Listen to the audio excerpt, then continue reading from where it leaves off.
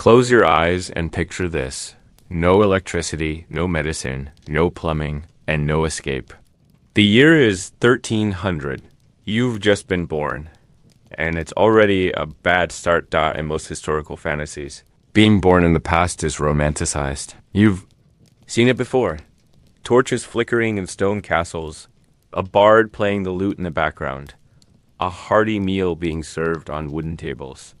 Maybe you're wearing a tunic. Maybe there's a pig in the kitchen. It all seems so charming in an earthy, rustic kind of way. But that image doesn't quite capture the truth of life in the 1300s, especially not for the 99% of people who weren't nobles, scholars, or royalty. It was a century on the brink, not just a bad decade, a bad 100 years. Being born in the 1300s means arriving just before the party ends. If the previous century saw a relative stability and growth in Europe, the 14th century would become its sinister sequel. The world, in short, was cracking under its own weight. And if you were unlucky enough to be born during this time, your life was already in danger, not from dragons or curses, but from hunger, disease, weather, and a world that didn't care about you in the slightest dot, most likely. Your parents didn't plan for you in the way modern families do. There were no gender reveal cakes or prenatal vitamins, no birthing plans, no epidurals, no hospitals. You were born in a dark room on a straw mattress, possibly in winter, and your mother screamed through labor, surrounded by other women of the village. There might have been a midwife, but there was no guarantee she'd know what she was doing. If something went wrong, and it often did, she would pray and maybe bleed you or use leeches or boil herbs. And if that didn't work, she would watch you or your mother die like so many others before you. If you survived the birth, congratulations. The hard part was just beginning. Infant mortality rates were staggering. 1 out of every 3 babies didn't survive their first year. Childhood wasn't a protected phase of life. It was a desperate race to reach adulthood, and most didn't make it. Diarrhea, fever, infection, any of these could be fatal. There were no antibiotics, no sterile instruments, no understanding of bacteria or viruses. People believed illness came from bad air or sins or evil spirits. The only defense against sickness was prayer and isolation, neither of which worked very well. Even the very world you were born into was strained. Europe was overcrowded. The agricultural revolution of earlier centuries had slowed down, and the land could no longer sustain the growing population. The soil was tired, overused, and climate patterns were changing, quietly but profoundly. The Little Ice Age was beginning, bringing colder, wetter winters and shorter growing seasons. Famines, which had always hovered at the edges of medieval life, became more frequent and more devastating. The most infamous of these, the Great Famine of 1315 to 1317, was only a decade or two away if you were born in 1300 during that famine. It rained relentlessly for years. Crops rotted in the fields. Grain supplies disappeared. Starving people ate cats, dogs, even their own dead. Parents abandoned their children. The elderly starved themselves so the young might live. It was not a brief crisis. It was a years-long descent into mass suffering. The famine didn't just kill crop, it killed hope. And if you were born in 1300, you'd likely have spent your teenage years watching neighbors starve and society unravel. But that's just the beginning. The 1300s had a flair for the dramatic. If famine didn't kill you, war might. The century was marked by nearly constant conflict. France and England were busy setting the stage for the 100 Years' War. Raiding parties, conscriptions, and taxes were a way of life. Lords demanded soldiers. Kings demanded money. Villages were burned for military campaigns you didn't understand. If you were a man, you might be dragged into war. If you were a woman, you might be raped, widowed, or made a refugee. War didn't distinguish between combatants and civilians. It was all the same chaos to those who fought it and suffered beneath it. Then there was the church. Religion dominated every aspect of medieval life. not in a gentle, inspirational way, but in a controlling, fear-based structure. You were baptized as an infant, whether you liked it or not, because an unbaptized baby's soul was believed to be in peril.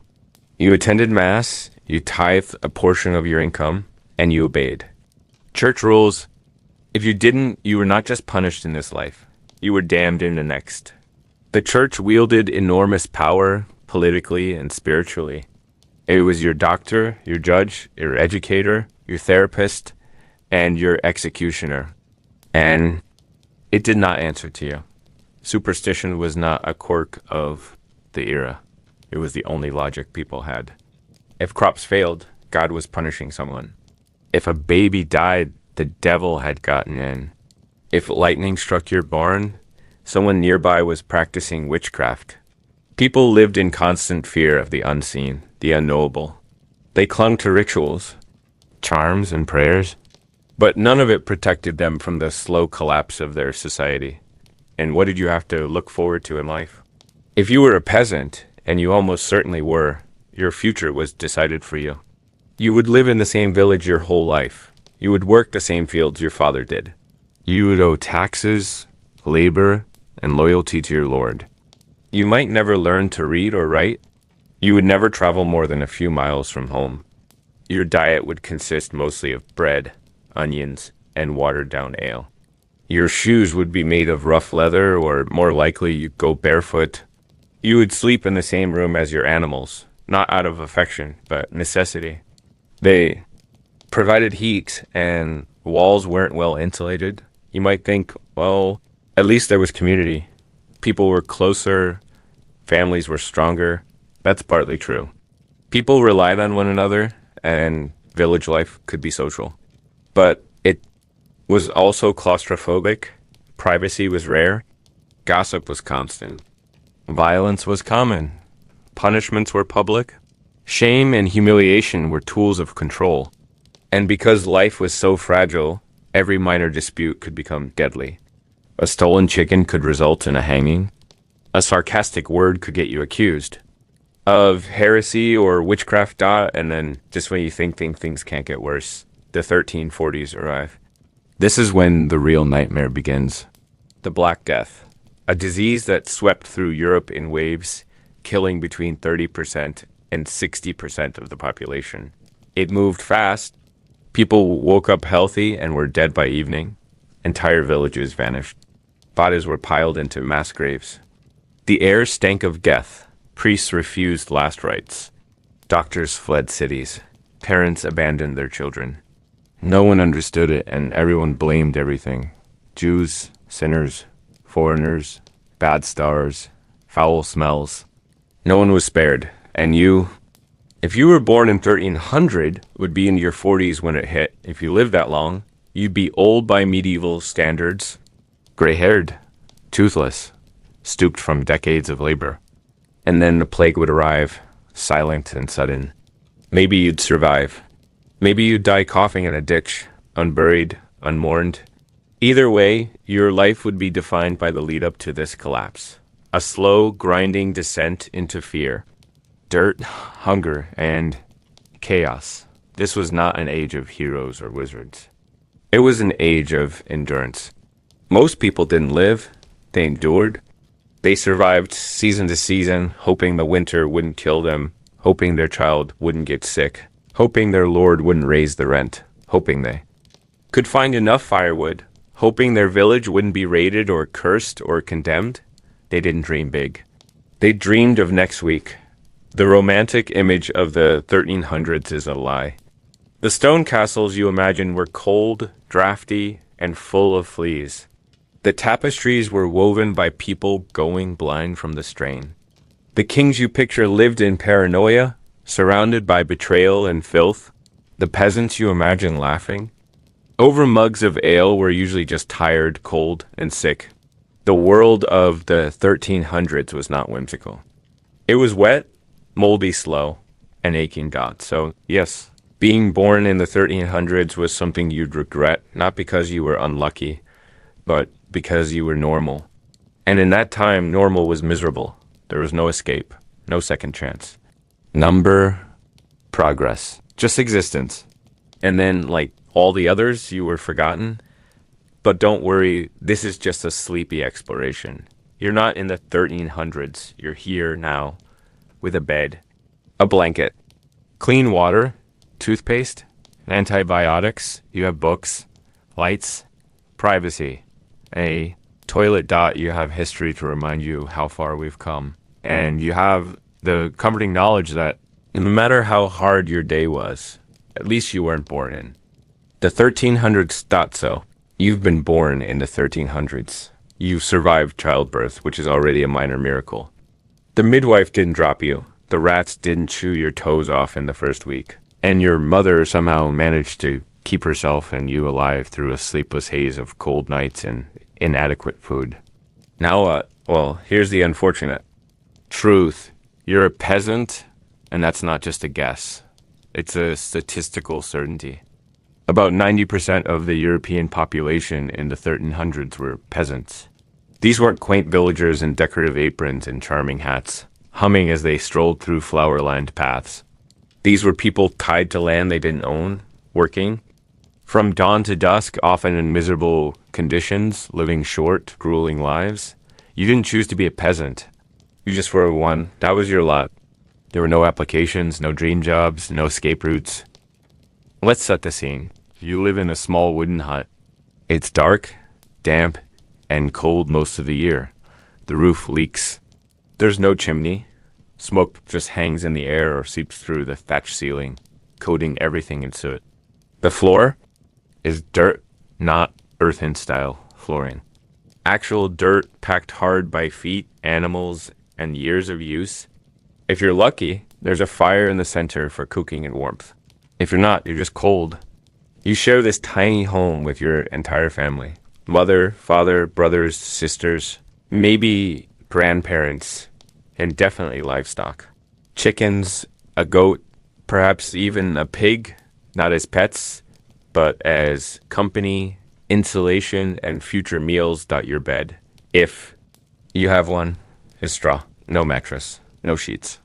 Just a pile of flattened stalks crawling with insects next to everyone else's straw pile. You probably sleep fully clothed, not for modesty, but to stay warm. Lice and fleas are common bedfellows. Bathing is rare, so the air smells of smoke, sweat, dung, and damp wool. It's unpleasant, but you don't know any different. This is Home.now, about your job. It starts when the sun rises and ends when the sun goes down. There are no weekends, no vacations, no holidays, except for the feast days of saints, and even then, you're usually still working before and after the Mass. Your main task is agriculture, tilling, planting, weeding, harvesting. It's all done by hand. You don't have a tractor.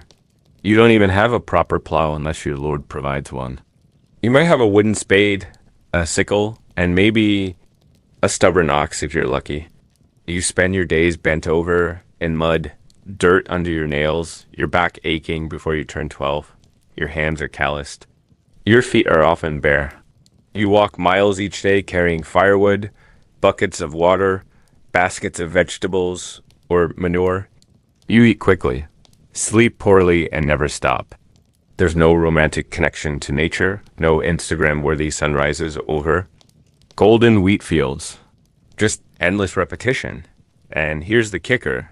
The land you work doesn't even belong to you as a peasant, or more specifically, a serf.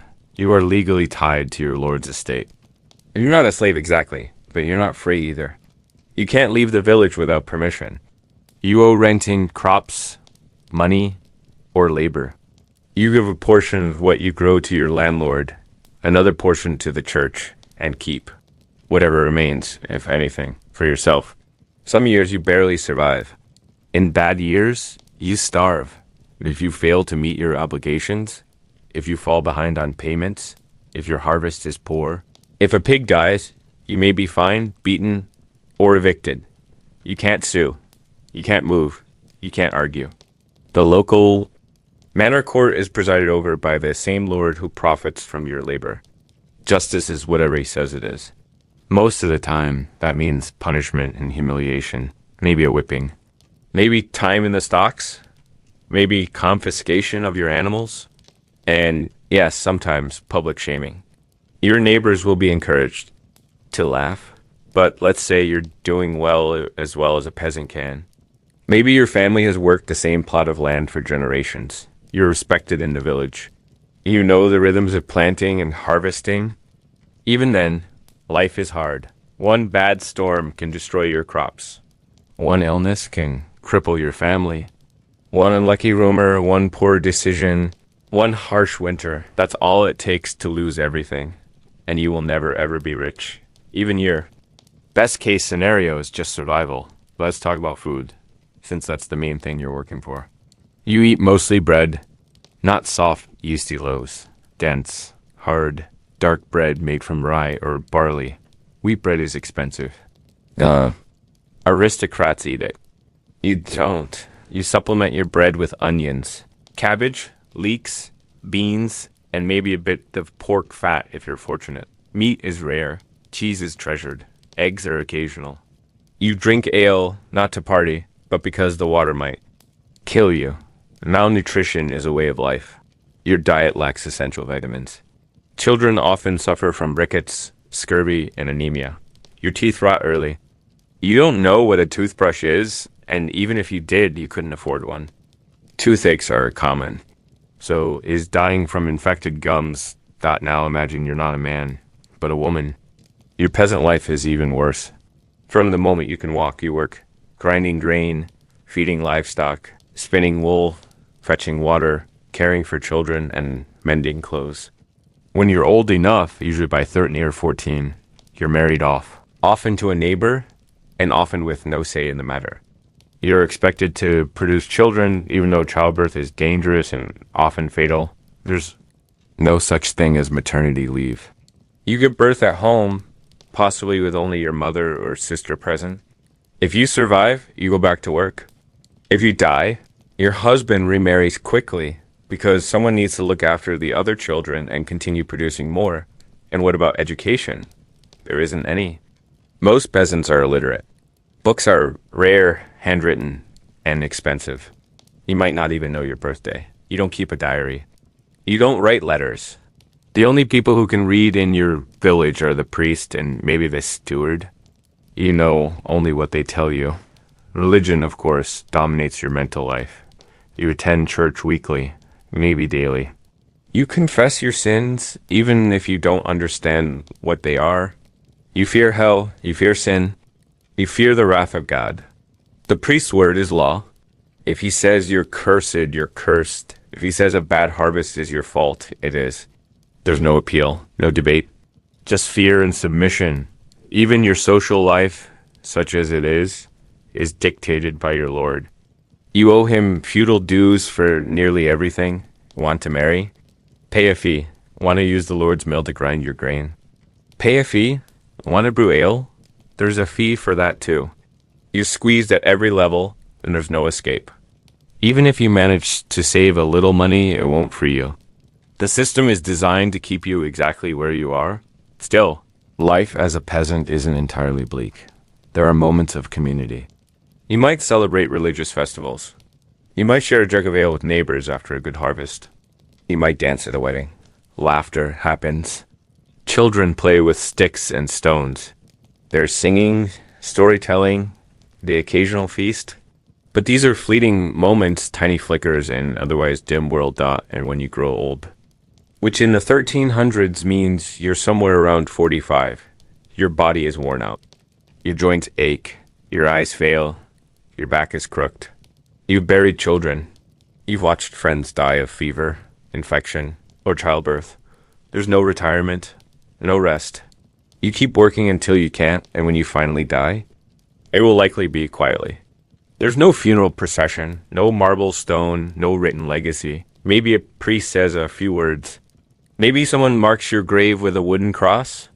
But mostly, life in the village continues as if you were never there, because that's the life of a peasant in the 1300s. Invisible, replaceable, powerless. You're born poor, you work hard, you suffer, and you die poor. You will never be king. You will never write a book. You will never own your land. You will never change your fate. You are the background character in someone else's story. And yet, strangely, despite all this, the peasants endured. They adapted.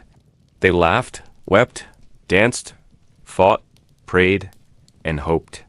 But make no mistake, if you'd been born at the 1300s, you would almost certainly have been one of them. And you would have regretted it every cold morning you woke up sore, hungry, and already late for another day in the fields. Let's return to your unfortunate 14th century life, not as a peasant adult, but as a child. Though, to call it a childhood the way we know it today would be misleading. Childhood in the 1300s was not a time of innocence or joyful discovery. There were no cartoons, no toys, no storybooks before bed, no safety nets, no child psychologists, and very little protection from the harsh realities of medieval life. You were born, and if you were lucky enough to survive infancy, you immediately began preparing to die, very slowly. Let's start from day one. You are born screaming into a room that's barely warmer than outside. Your mother is exhausted. There's blood on the straw. The midwife, if present, has hands that aren't washed because soap is expensive and misunderstood. No one checks your vital signs. No one cuts your umbilical cord with a sterile blade. You are wrapped in whatever cloth is available, probably. Wool, probably not clean, and handed to your mother if she's still conscious. Or if she's alive, if you're the first baby, it's a big deal. If you're the fourth, people might not even look up from their work. You might be baptized within hours in case you die soon, which is a very real possibility. In some villages, babies weren't named for several weeks because the likelihood of death was so high. Naming a baby too early was considered a temptation for grief. So for a while, you're just a baby. Infant mortality was brutal. 1/3 of children died before the age of 5. Diarrhea could kill. So could fevers, teething, colic, rashes, or a bad wind. No one knew why. No one could explain it. A child could be healthy in the morning and dead by dusk. And there were no hospitals. The family priest might visit. A wise woman might suggest a tincture made from roots, or bathing the baby in goats' milk, or burying a chicken foot under the threshold. If nothing worked, they would whisper prayers, cry, and move on. There was no autopsy, no justice, just silence. If you did survive those early years, your life began not with play, but with chores docked by the age of 4 or 5. You were working, not pretend work. Not playtime dressed like your parents. Actual labor, feeding chickens, scaring crows from fields, gathering kindling, hauling water, watching younger siblings while your mother spun wool or prepared stew. Childhood wasn't a special chapter. It was just the beginning of work. Every hand mattered in a peasant household. If you could walk, you could contribute. And if you couldn't contribute, you were a burden. School, don't even ask. Most children never saw a classroom. Education was reserved for boys from wealthy families, usually destined for the clergy. You, being poor, probably couldn't even write your name. You never saw a book. You didn't know the world was round. You didn't know how far the ocean stretched or who lived on the other side of the mountains. Your entire known world was your village, your church, your fields, and your neighbors. Maybe, if you were lucky, you saw a market once a year. What did children play with? Mostly sticks, rocks, bits of discarded cloth.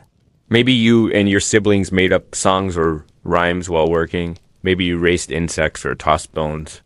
But your parents weren't interested in your happiness. They were interested in your survival. If you cried too much, you were scolded. If you misbehaved, you were beaten.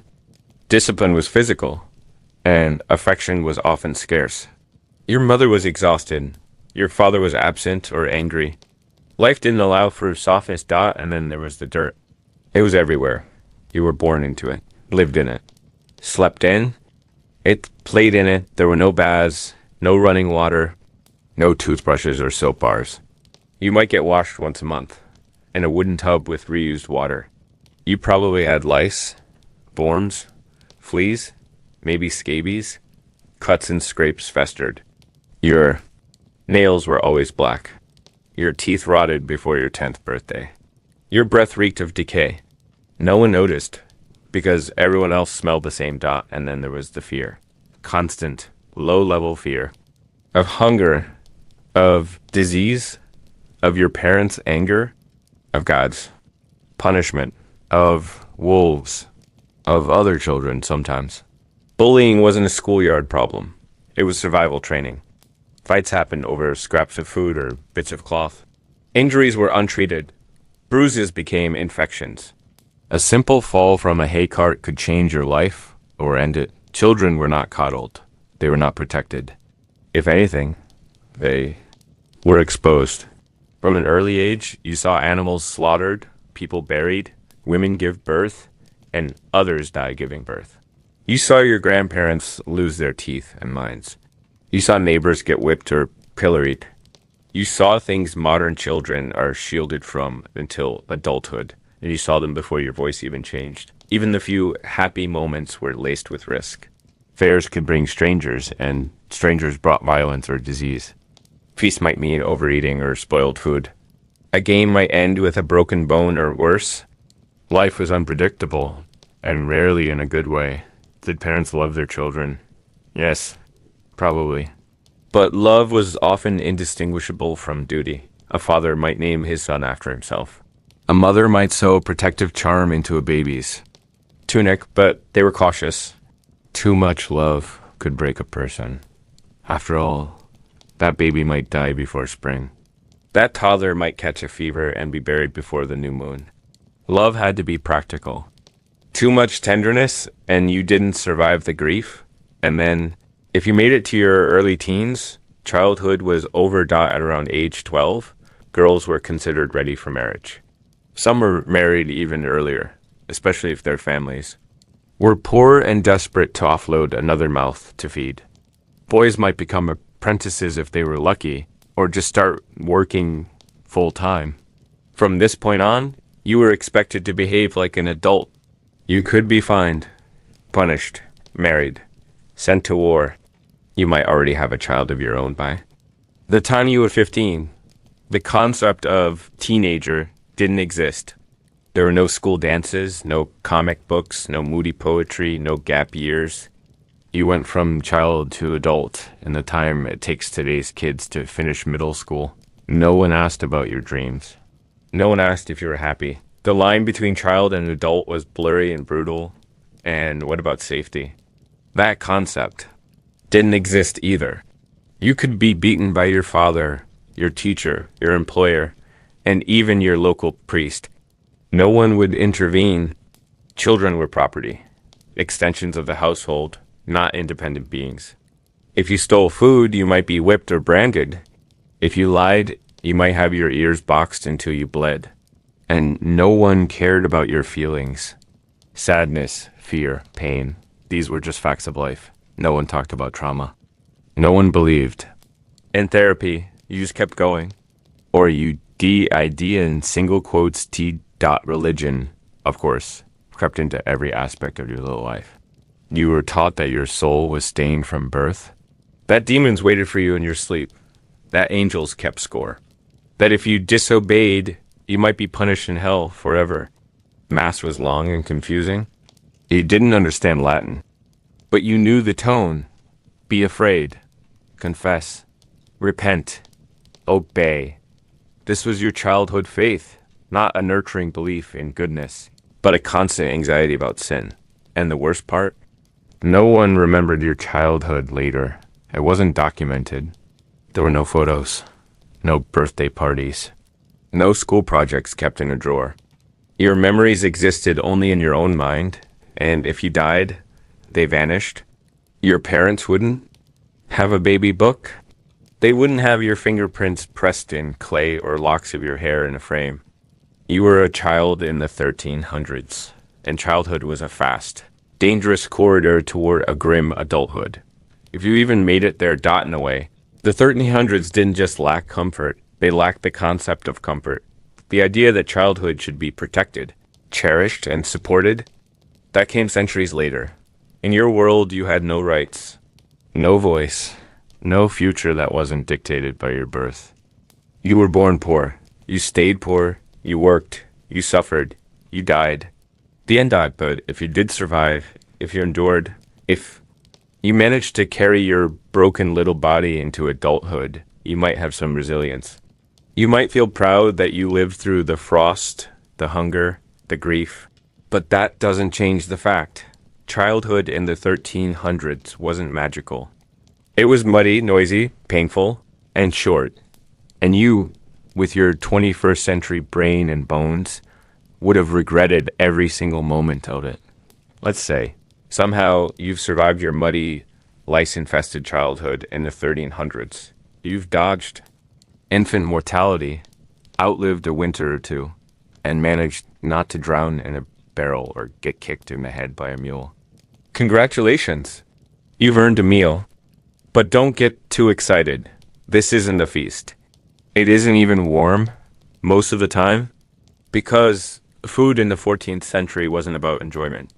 It was about surviving one more day, and it came with its own unique blend of disappointment, discomfort, and danger. Let's begin with the basics. What do you eat? The answer depends heavily on your social class. And since you're not royalty, or a monk, or a nobleman with a beard that smells like rosemary and goat butter, you're a peasant. You work the land, so you eat what the land gives you. Most days that means bread, but not the fluffy kind you tear into while listening to medieval music on YouTube. This bread is dense, dark, heavy, and sour. It's made from rye or barley and sometimes oats. Wheat is reserved for the upper class, too expensive, too refined, and frankly wasted on your kind. You grind the grain yourself using a hand mill, or pay to use the Lord's mill, which takes a chunk of your harvest as payment. Then you mix it with water and maybe a little salt, and bake it in a communal oven, if you're lucky. Or you cook it on a flat rock over the fire. The bread isn't soft. It's more like a brick with moldy ambitions. And if you're eating it a few days after baking, it might actually break your teeth. But it fills your stomach, and that's the point. Not flavor, not texture, just bulked up beyond bread. There's porridge. Thick, grayish, and sad. Made from whatever grain you didn't use for bread. You boil it in water, sometimes with a bit of milk if you haven't sold it all. It clumps and scalds. It sticks to the pot. You eat it with your fingers or a wooden spoon, and it tastes like what it is. Boiled grain. Vegetables are seasonal. You don't have access to cucumbers in winter or pumpkins in spring.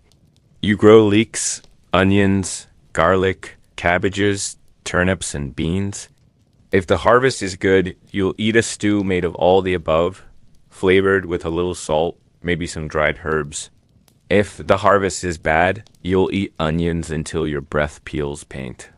Or you'll just go hungry, and yes, hunger is a regular guest at your table. In the best of years, food is barely sufficient.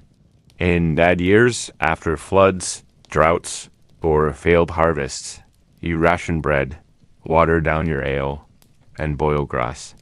The Great Famine of 1315 to 1317 wasn't a fluke. It was a reminder of how fragile your food supply is. Crops rot. Stores are stolen. Rats move in. Mold spreads. And when there's no food, society frays fast. Parents abandon children.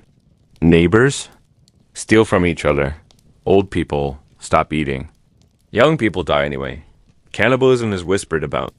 Desperation turns inward. But even in the best of times, medieval food is more threat than comfort. Let's talk about meat. Because surely, if you live on a farm, you must get meat, right? Not quite. Most of the animals you raise, pigeons, goats, are more valuable. Alive, they provide milk, eggs, manure, and future offspring. Killing one is a significant decision. Meat is usually reserved for feast days, weddings, funerals, or severe weather emergencies. And when it does come, it's not juicy steak or golden roasted poultry. It's stringy goat, or tough mutton, or salted pork so dry it could survive a siege. You cook it over fire or in a pot with whatever vegetables you haven't already eaten. There are no spices, pepper, cinnamon, nutmeg. Those are luxury items from distant lands. You don't even know what they taste like. Fish is more common, especially if you live near a river or the sea. But again, it's seasonal. You salt it or smoke it to preserve it, but if done poorly, it turns to mush or worse. And on Fridays, or during Lent, when the church bans meat, fish becomes the only option. The rich eat trout and eel. You eat dried herring that smells like punishment. What about dairy? Yes, but it's a gamble. Milk spoils fast. You keep it in a clay jug in the corner of your dark, hot cottage. There's no refrigeration, no pasteurization. If the milk's gone bad and you're not sure, you still drink it. Maybe you curdle it into cheese. Maybe it gives you cramps. Maybe it doesn't. Cheese is a luxury too, and if you make it, you store it in a cool hole in the ground, covered in cloth. Sometimes it grows mold. Sometimes it grows maggots. You scrape them off and keep going. Eggs are precious. Chickens are unpredictable. If you get an egg, you eat it fast. If the egg is old, you hold it up to a candle and hope you don't see a shadow moving inside. Rotten eggs are common. You learn to live with the taste. You try not to vomit, Dot, and what about fruit? Surely, there's fruit, right? There is sometimes, in season, in small amounts. Apples, plums, berries. They bruise easily and rot quickly. There's no sugar, no jams, no pies. You eat them raw or dried. Wasps and worms come free with every serving. If you want honey, you have to find a hive, smoke out the bees, and steal it. It's dangerous. It's difficult. Most peasants don't bother. Drink? Water is ... complicated. Wells can be clean, but often aren't. Streams are shared by animals, waste in your neighbor's laundry. Drinking water straight is risky. Boiling it takes time and fuel, so instead you drink ale. Weak or watery ale. It's brewed at home or in the village, and it's safer than water. Children drink it too. Not to get drunk, but to stay alive. Sometimes. If you're really desperate, you drink rainwater collected in barrels, or melted snow, or whatever's flowing in the ditch out back.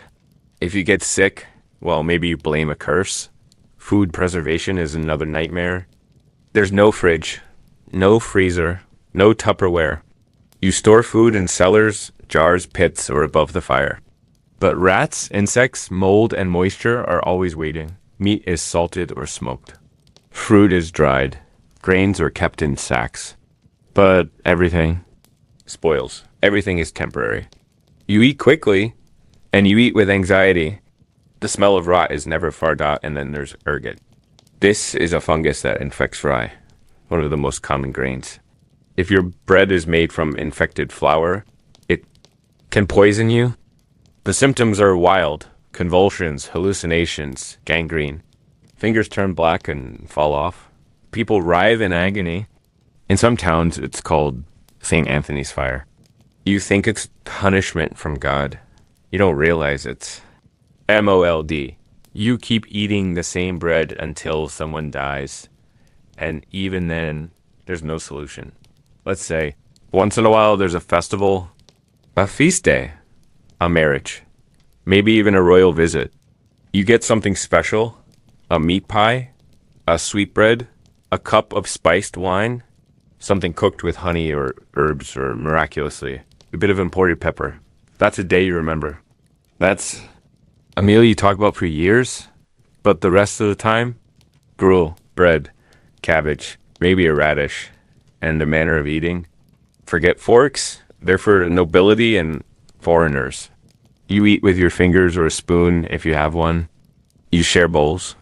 With your family, double dipping isn't rude, it's necessary. You wipe your mouth with your sleeve or a piece of crust. You chew quietly, quickly, and always with a sense of scarcity. There's never enough . And if you're sick, forget soup, forget broth. The ill were often given even less, because food was considered dangerous to digestion. You might be fed boiled, or nothing at all. Maybe someone tries to bleed you. Maybe someone rubs ash on your tongue. Food won't save you . So now, imagine your modern self traveling back in time. You sit down to a medieval meal expecting roasted meats, honeyed cakes, fresh baked loaves, and fruit goblets. Instead, you get a bowl of gray porridge, a slice of rock hard rye, and a mug of warm flat ale. You grimace, you try to chew, you taste mildew and mouse droppings, you push it away, everyone else stares at you. To them, that's a good meal, because in the 1300s, food wasn't just dull.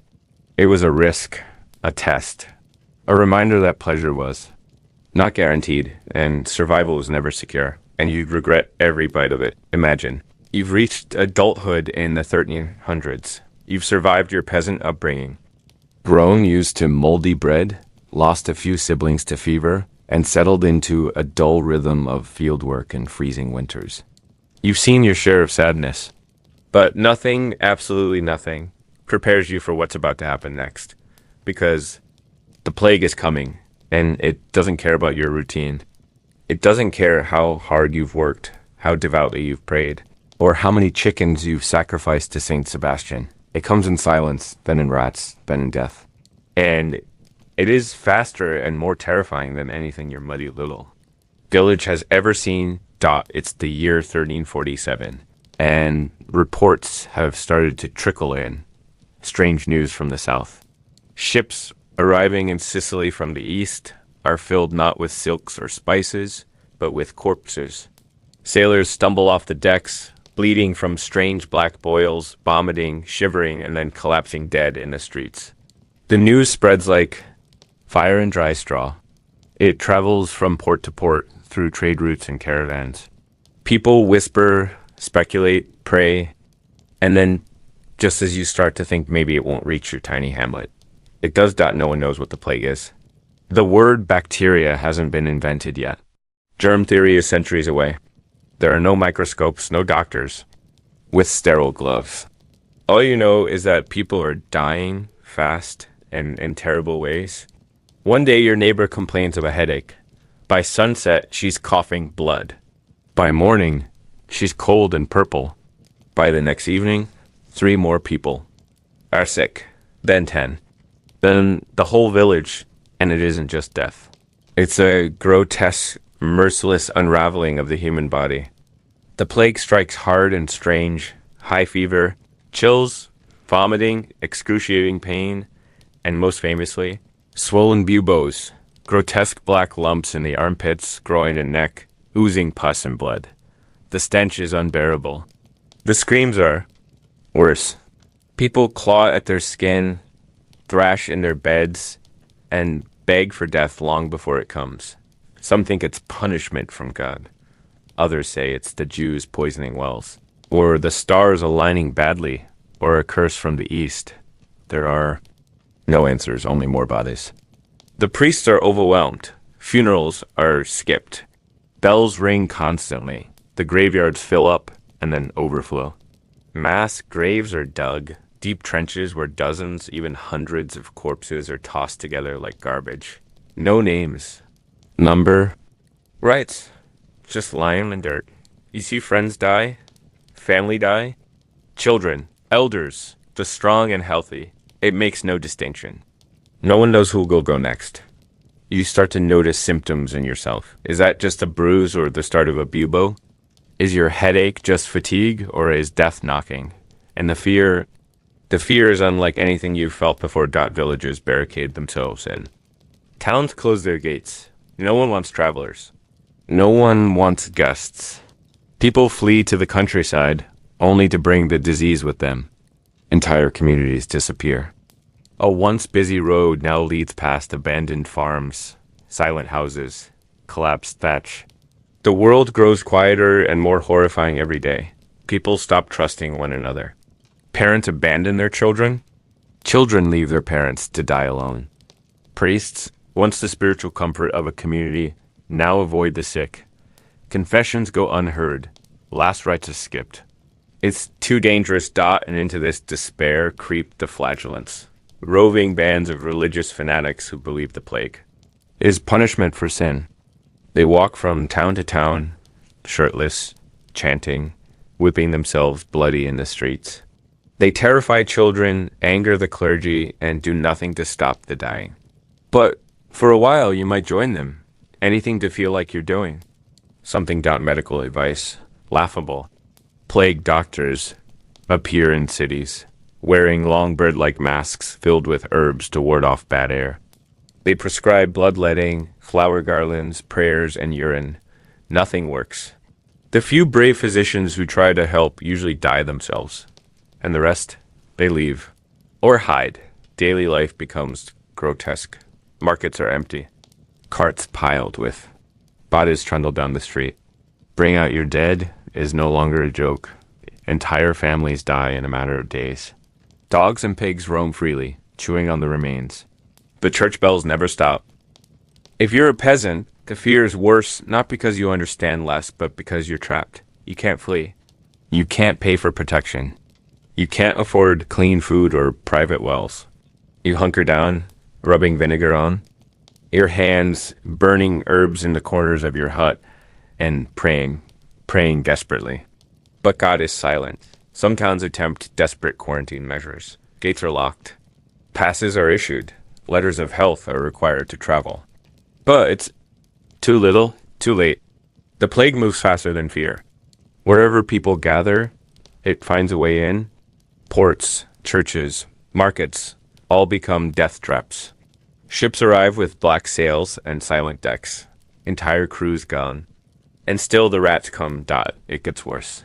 At the height of the pandemic, around 1349, the death toll is unimaginable. In some areas, half the population is gone. In others, 2/3. Children bury their parents. Orphans wander the roads. Entire monasteries are emptied. Nobles die beside beggars. Kings, queens, bishops, all touched by the same invisible terror. No one is immune. And it happens in waves. Just when you think it's over, another year brings another outbreak. Social order begins to collapse.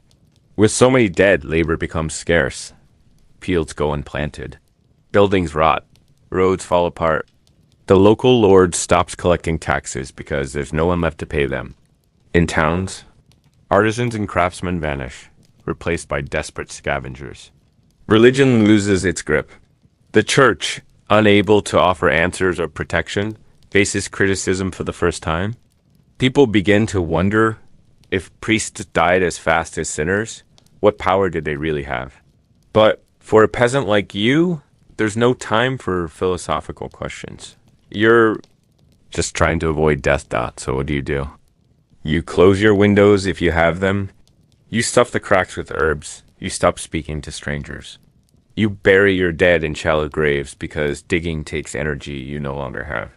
You hold your children at night, knowing that if they cough in the morning, you may bury them by sundown.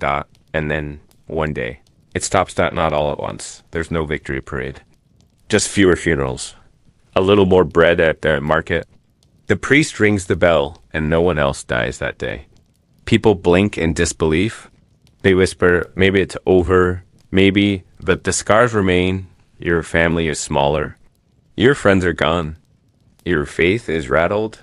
Your world is quieter, darker, emptier. You survived, but you are not the same. If you're lucky, you live another decade. Maybe you remarry. Maybe you inherit a field or two from the dead. Wages are higher now. There are fewer mouths to feed. Some things improve, but you'll always remember. You'll always carry the memory of mass graves, blackened skin, and a world that screamed in silence. You'll always wonder how it returned. Because it does return, again and again, for centuries. And that is why, if you were born in the 1300s, the word plague is not just a chapter in a history book. That is the shape of your life, the ghost in your memory, the shadow under every cough. And it would be, without a doubt, one of the deepest reasons why you'd regret ever being born in that century. You've survived the Black Death, barely. Perhaps your entire village is gone. Maybe your family lies beneath a hastily dug trench outside the churchyard. Maybe you're coughing a little more than usual, but there's no one left to examine you. The good news is you're alive. The bad news is you're still living in the 1300s, And now that the plague has passed, at least for now, you begin to notice the deeper, quieter horror, the complete absence of real medicine. Let's be clear. If you get sick in the 14th century, you're on your own.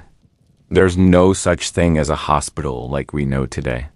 There's no germ theory, no vaccines, no understanding of infection, bacteria, or viruses. Most people, including the ones treating you, believe that illness comes from bad air, evil spirits, an imbalance of bodily fluids, or divine punishment. That's the medical worldview. That's what you get. The first person you might turn to isn't a doctor, but a local healer or wise woman. She might know some herbs.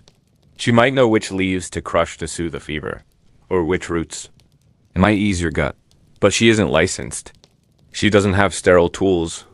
She mixes things by hand, sometimes guided by folklore, sometimes guided by trial and error.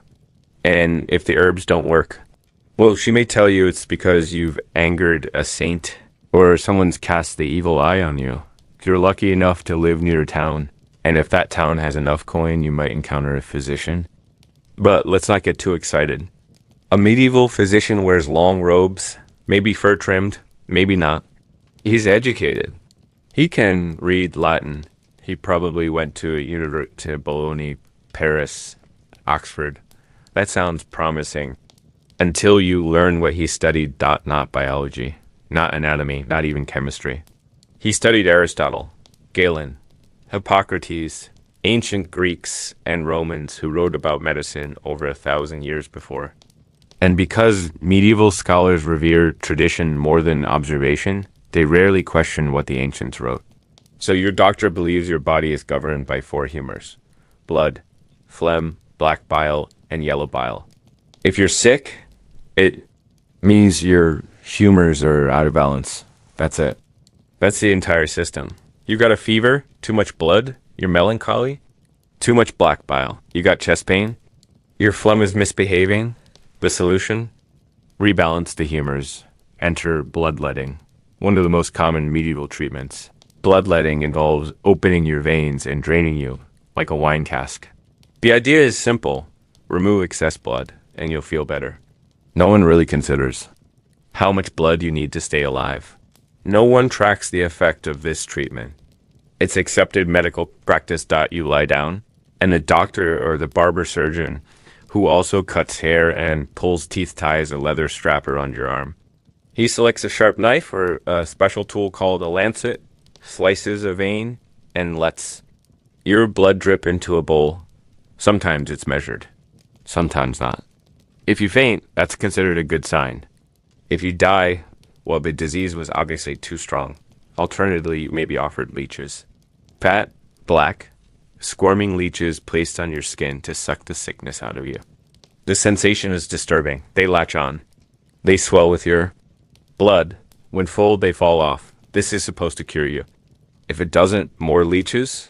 Some physicians use urine as a diagnostic tool. You hand them a flask of your pee, and they hold it up to the light, swirl it, maybe sniff it, and declare. Whether your liver or kidneys are angry, if they're particularly proud of their education, they might match your urine color to a chart. Does it look like pale ale? Stout? Red wine? Each shade corresponds to a theory, none of which are scientifically grounded. And if you're coughing, sneezing, struggling to breathe, you might be told you've inhaled miasma, corrupted air, full of bad spirits. The cure? Burn herbs. Walk around with a sponge soaked in vinegar, held to your nose. Hang flowers around your neck. Avoid night air. If you can afford it, carry a pomander, a ball filled with perfumed materials. So you can breathe in purity while avoiding the pestilence around you.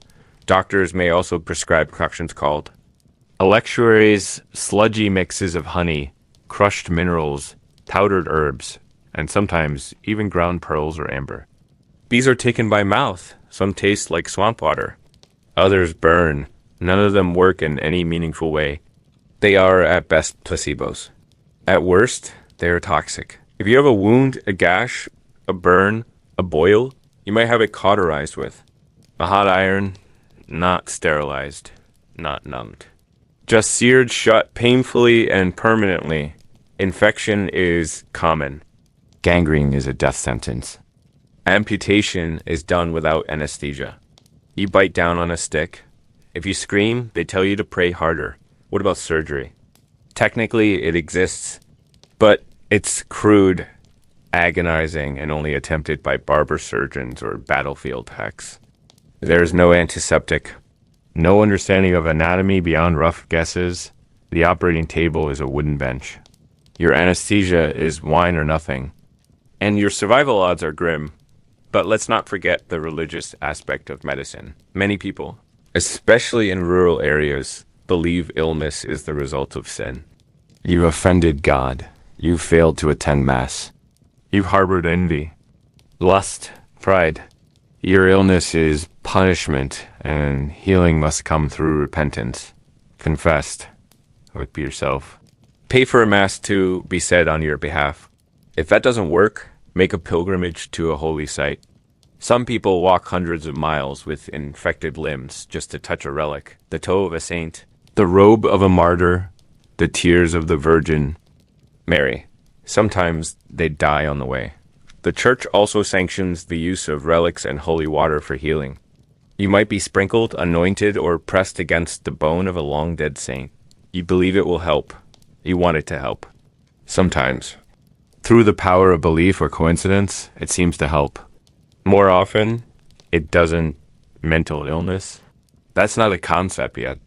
If you suffer from anxiety, depression, hallucinations, or seizures, people don't think you need care. They think you're possessed, or cursed, or faking it.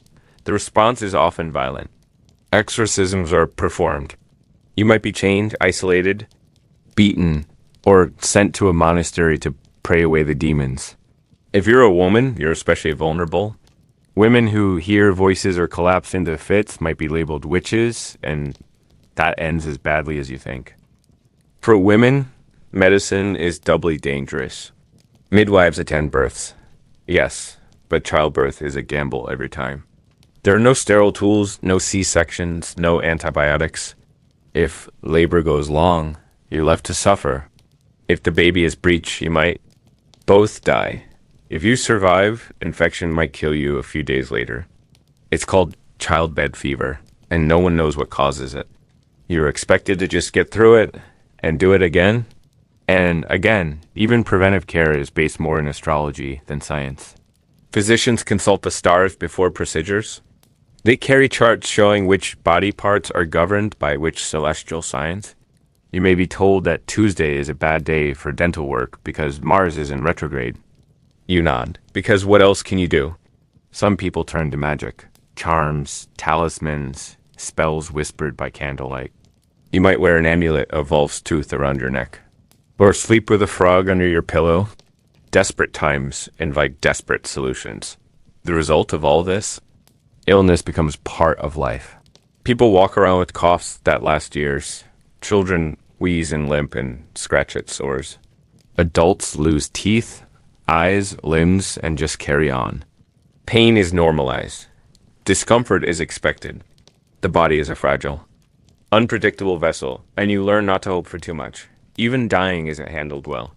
The dying are often left alone or prayed over without comfort. Palliative care doesn't exist. You might die in your bed, writhing in pain, surrounded by the smells of your own sickness, and the soft whispering of people preparing to divide up your belongings. Looking back from today's world, where aspirin exists, where a cough might lead to a free checkout, where a scraped knee can be cleaned with warm water, and a Band-Aid medieval medicine looks not just primitive, but terrifying, because even when people meant well, they lacked the tools, they lacked the knowledge, they lacked the basics. And so, if you'd been born in the 1300s, you'd live in a world where doctors bled you, priests blamed you, and healers hoped for the best. You would have no protection from infection, no understanding of prevention, and no comfort when things went wrong, because in the 14th century, medicine didn't heal, dubbed it guessed, and you'd regret that more than you could imagine. Being completely at the mercy of the sky, not just occasionally checking the forecast to see if you should bring an umbrella, but truly dependent on whether it rains too much, too little, or at all. In the 1300s, the weather wasn't just something you complained about. It decided whether you ate, whether you froze. Whether you lived to see another spring dot to be born in the 14th century was to enter a lifelong battle with the elements, and you were always on the losing side. Let's start with where you lived. Your village was likely surrounded by farmland. Most of it worked by hand or with the help of animals. There were no tractors, no irrigation systems, and no accurate calendars. Seasons mattered more than anything, and everything in your life was timed to nature's rhythms. Planting too early could mean your seedlings froze. Too late, and the crops wouldn't ripen in time. You had a narrow window, and the weather had to cooperate. But in the 1300s, it didn't. This wasn't a golden age of gentle breezes and bountiful harvests. No, this was the beginning of what historians call the Little Ice Age, a prolonged period of colder, wetter weather that began in the late 13th century and would last in some form into the 19th. For medieval peasants, the shift felt like a curse. Let's say it's spring. The snow has just melted very slowly because winter lasted longer than anyone remembered. The fields are soggy, your boots are falling apart, and the roads have turned into rivers of brown sludge. Your hams are numb, your joints ache from the cold, and you haven't eaten fresh vegetables in months. But there's no time to rest. You have to get to work. You plant your crops, barley, rye, oats, maybe some beans. You pray for sun, you pray for warmth. Instead, the rain starts again. Days turn into weeks of drizzle. The fields flood. Seeds rot. What has managed to sprout grows weak and spindly. Mold appears on the roots. You trudge home soaked, every muscle aching, your optimism already eroding. Then comes summer. But instead of the dry, warm weather needed to ripen the crops, you get more clouds. The temperatures stay low. The grain is stunted. Some days it hails. Your livestock are sick because the pastures are too muddy, the hay is damp, and your roof still leaks. You barely sleep through the thunderstorms because the thatch overhead groans with every gust of wind. Lightning hits the church spire. Everyone takes it as a sign, and when autumn arrives, you harvest what you can, which isn't much. You dig through the muck, collecting wet stalks, mushy roots, shriveled peas. You store what little you have in sacks and hope it doesn't rot before spring. You look at your family and try not to show how worried you are, because now it's winter and winter. In the 1300s was a nightmare. The cold snaps begin in late October. Frost creeps in under doors. Your cottage has no insulation. The windows are covered with oiled cloth or animal hides. The fire burns, but barely. Wood is expensive or scarce, and your hands are too cracked to chop more. You wear layers of coarse wool, and you sleep in shifts, curled up beside others, like spoons, just trying to stay warm. The food supply is dwindling. There's no fresh milk. Your goats are dry. The chickens barely lay. The root cellar smells odd. Some of the stored grains are black with mold. You try to cook it anyway. You chew and pretend not to bitterness. Then one of your children gets sick. It starts with a cough. Then comes the fever. There's no medicine. You wrap them in blankets and boil onions. You pray. You light candles. Sometimes they recover. Sometimes they don't. If they die, you carry them to the churchyard through knee-deep snow. You dig as best you can. The ground is frozen solid. And still the wind howls outside. The cold isn't just uncomfortable.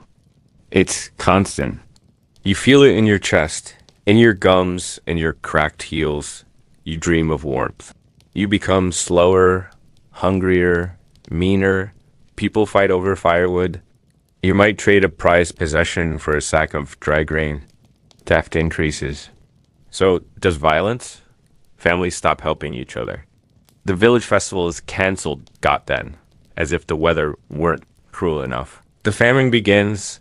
Famine in the 14th century didn't arrive like a dramatic collapse. It was slow, creeping, and inevitable.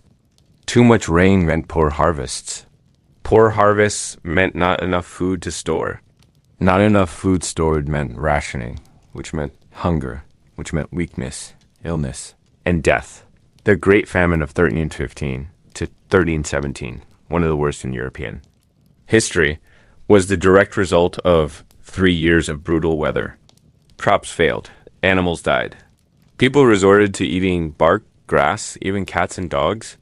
Stories emerged of parents abandoning their children, of villages emptying out, of travelers stumbling into towns looking like corpses. During these years, many peasants sold everything they owned, tools, clothes, even family members, for food.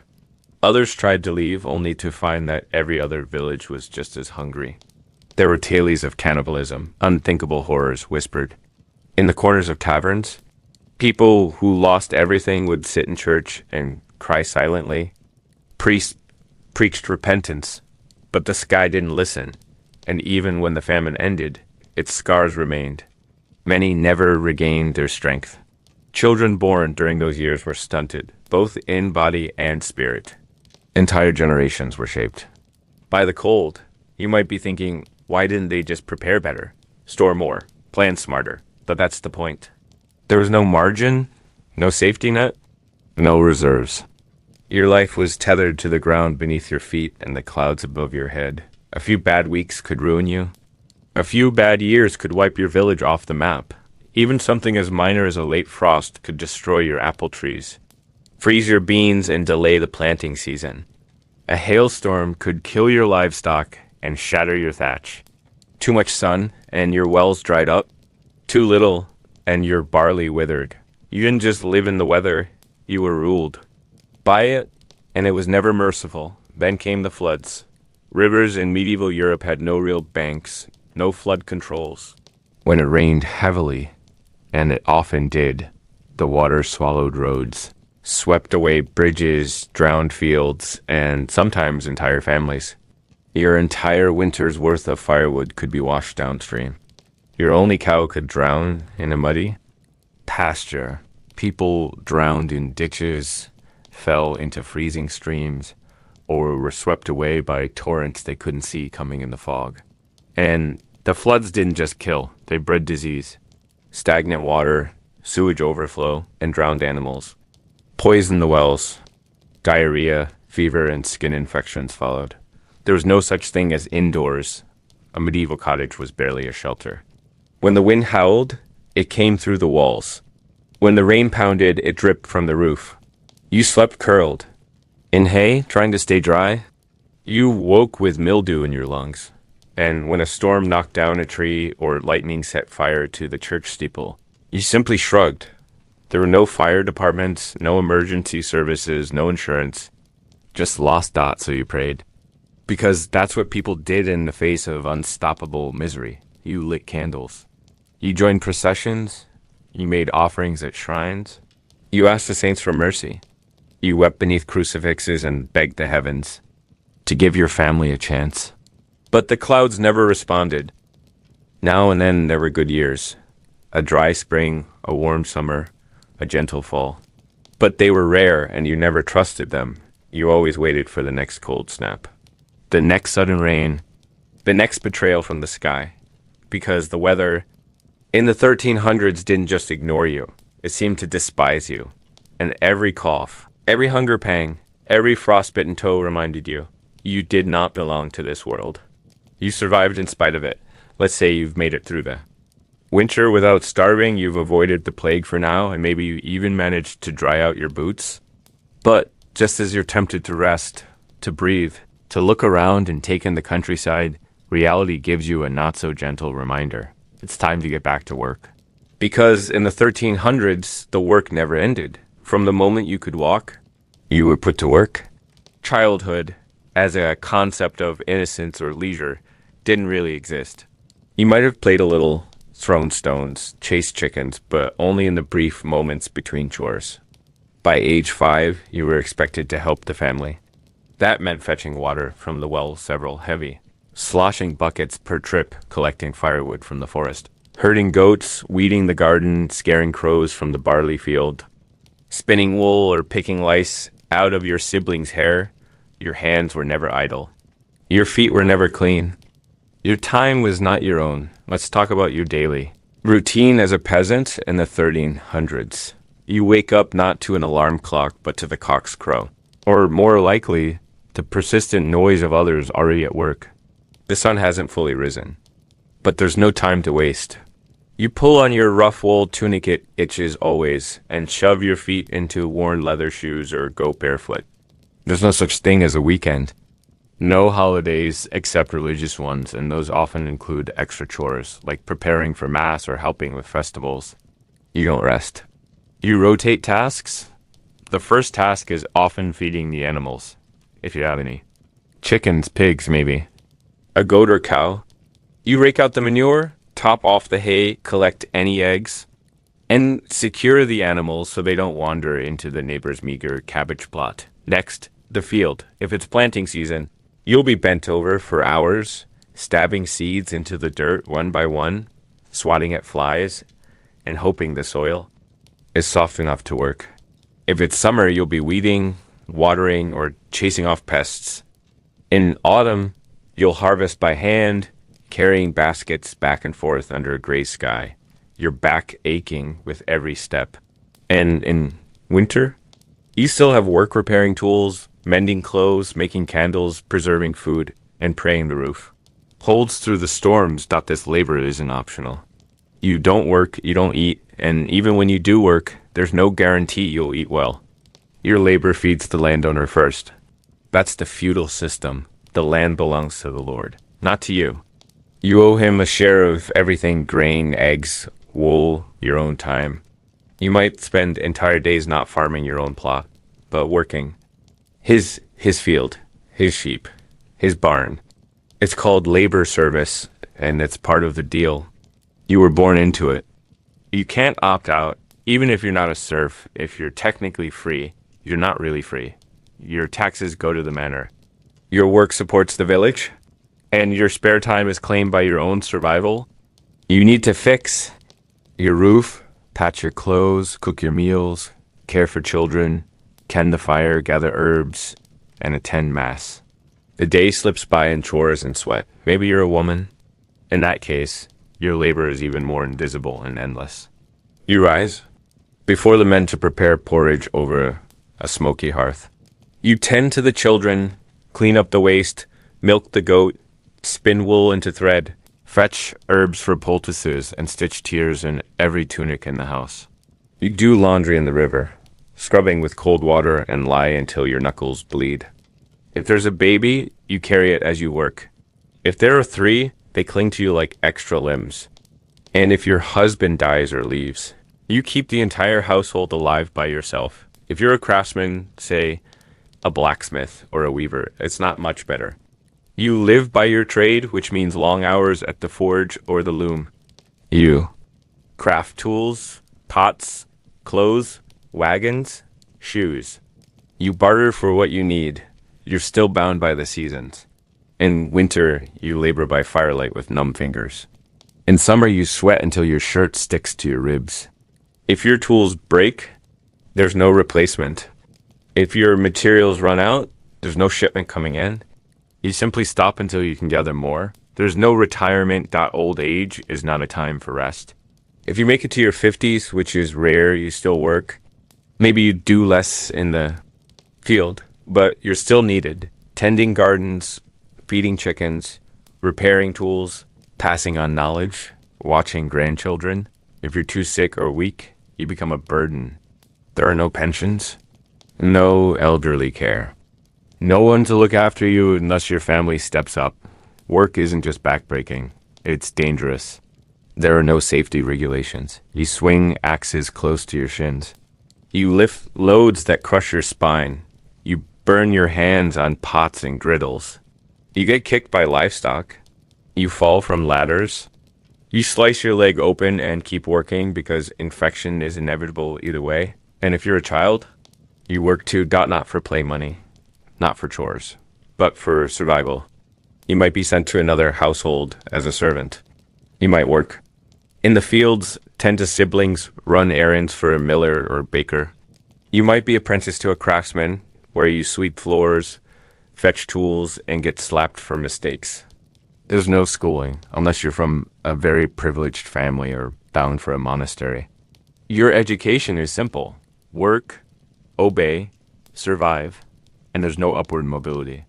You can't hustle your way out of your class. You were born into your station, and you will die in it.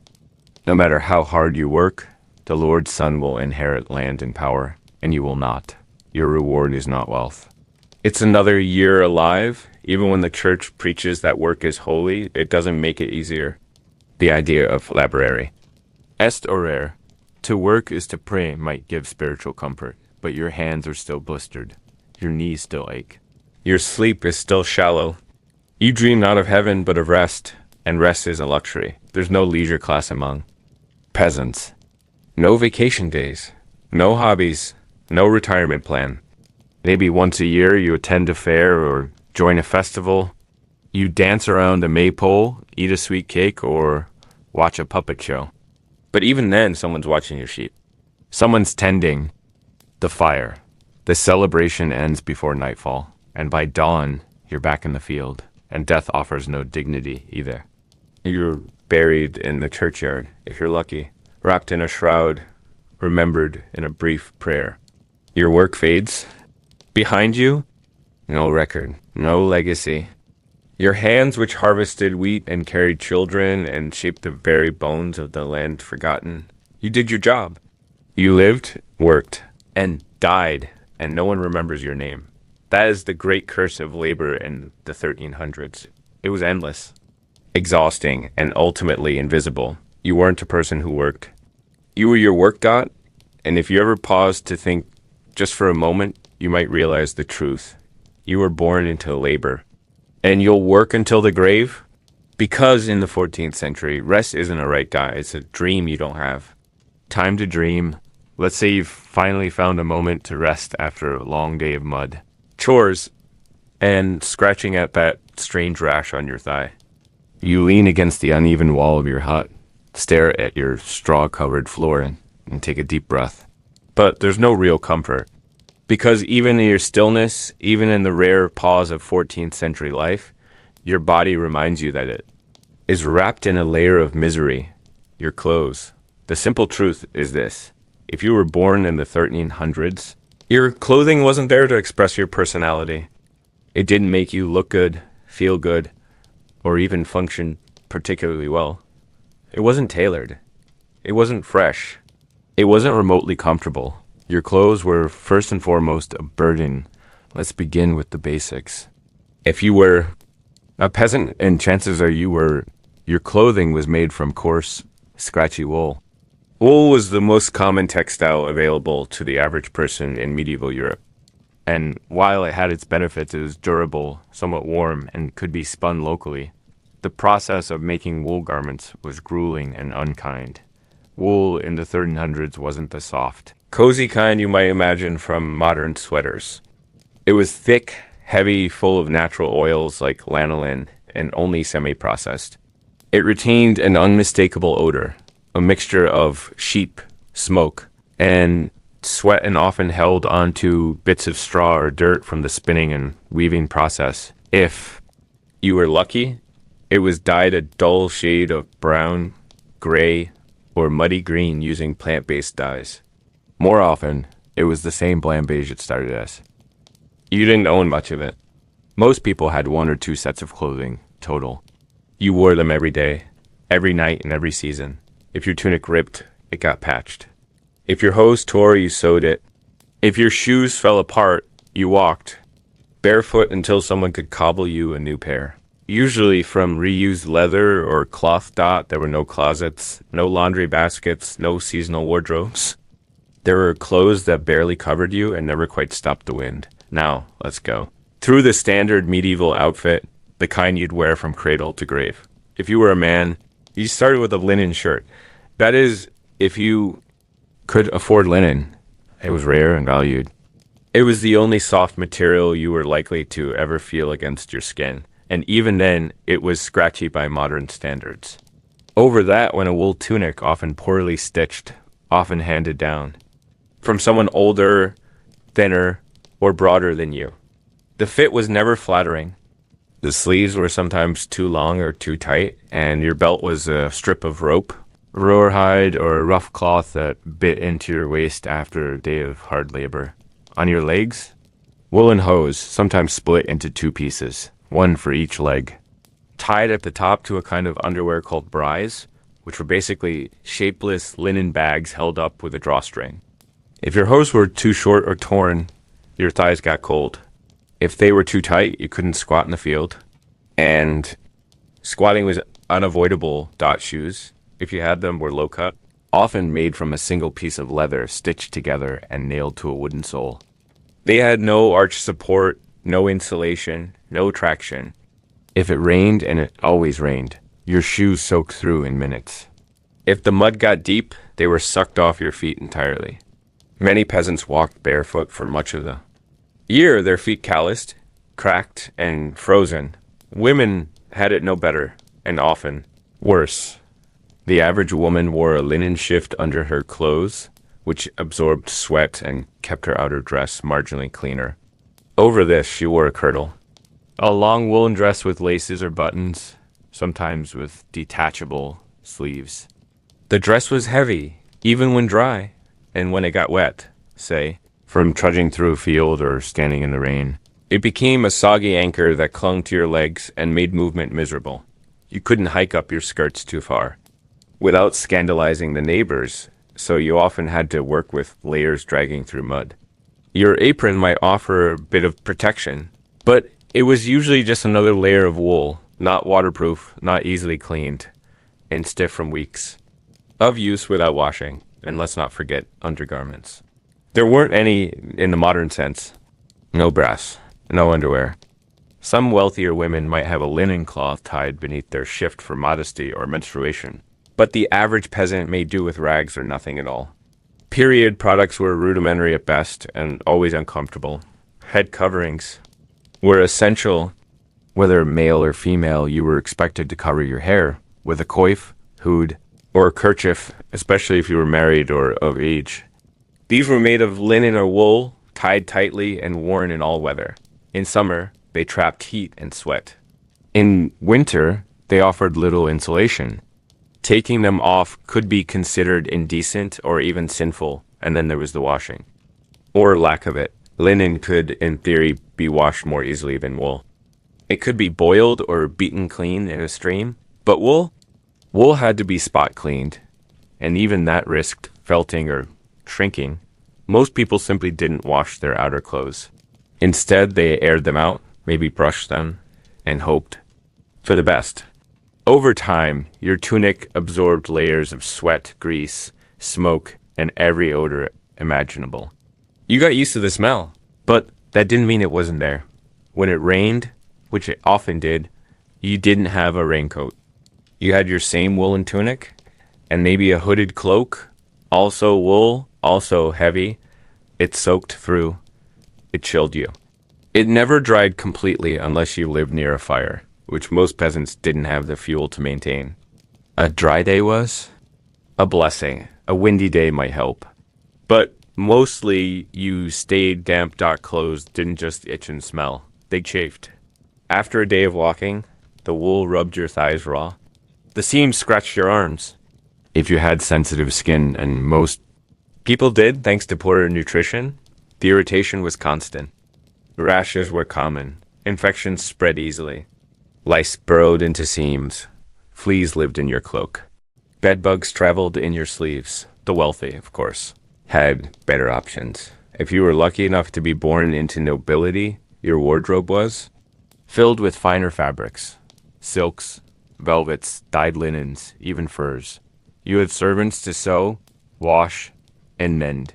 You could change clothes between meals, wear perfume to cover the stench, and lounge in imported slippers. But even then, comfort wasn't guaranteed.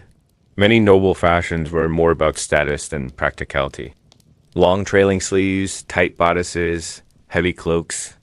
Fashion killed, quite literally sometimes, when people tripped on their hems, or overheated in thick fur. For everyone else, clothing was survival. It was patched and repatched until it became more mending than original fabric. It was handed down from father to son, mother to daughter, cousin to cousin. When it finally fell apart, you cut it into rags. When the rags tore, you used them to stuff shoes, insulate windows, or filter milk. And when even that wasn't enough, you went without dot in the 1300s. Walking half naked wasn't scandalous. It was a sign of poverty. Many peasants, especially in famine years, owned only one tunic, maybe no shoes at all. Children often ran naked until they were old enough to work. The poor covered themselves with sackcloth, animal skins, or layers of grime. Clothing didn't protect you from the world. It was the world, harsh, unyielding, and never quite enough dot. So yes, you were cold in winter. You were hot in summer. You were wet, itchy, and permanently bruised from seams, belts, and shoes that never fit right. There was no relief. No change of clothes. No softness. Just the constant reminder that even your own skin was not your friend. Because in the 1300s, your clothes weren't a comfort. They were curse-stitched by necessity, and they made sure you never forgot what century you were born into. Let's imagine, for a moment, that something has gone terribly wrong in your small medieval village. A pig has gone missing. A barn has been burned down. Someone has been found dead in a ditch with a cracked skull. No one saw anything, no one's talking, and there are whispers about curses, ghosts, and the devil. But one thing is certain, someone must be blamed. And then someone points at you. That's it. That's the moment your life might be over. Because in the 1300s, law and order weren't about truth or justice. They were about control, about fear, about suspicion, rank, and often luck. And if you found yourself on the wrong end of an accusation, you didn't stand much of a chance. Whether you were guilty or innocent didn't matter nearly as much as whether you were available to blame. Or vulnerable enough to destroy Dot first. Let's understand what law actually looked like back then. There was no uniform system across Europe. Each kingdom, duchy, manor, and even village might operate under its own rules, royal law, common law, church law, or local customs, and often they all overlapped. You might break one law without realizing it and find yourself punished under 3 different codes, none of which were written down for the common folk to understand. But there were some things they all had in common.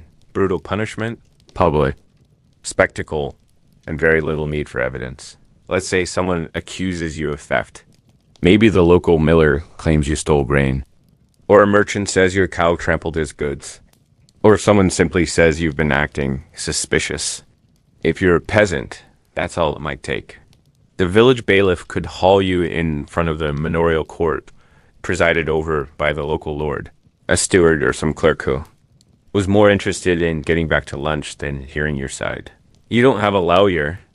Lawyers exist in cities, and only for the wealthy. You don't have rights as you understand them today. No, innocent until proven guilty. No formal procedures. No appeal system. The court might rely on compurgation, where you must find a handful of people willing to swear on your innocence, neighbors, relatives, or friends. If no one steps forward, that looks suspicious. Why won't they vouch for you? Are you not liked? Are you guilty? Either way, your silence becomes the proof. Or if you're truly unlucky, you might be subjected to a trial by ordeal. Let that phrase sink in. Trial by ordeal. These were divine tests designed to let God reveal the truth, because obviously he would protect the innocent. If you were suspected of lying, cheating, or worse, you might be told to plunge your hand into boiling water, retrieve a stone from the bottom, and then wait a few days. If your burns healed cleanly, you were innocent.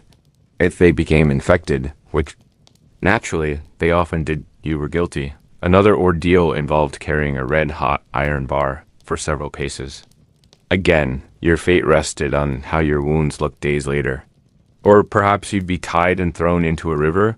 If you floated, you were guilty because the water rejected you. If you sank, you were innocent, though likely dead.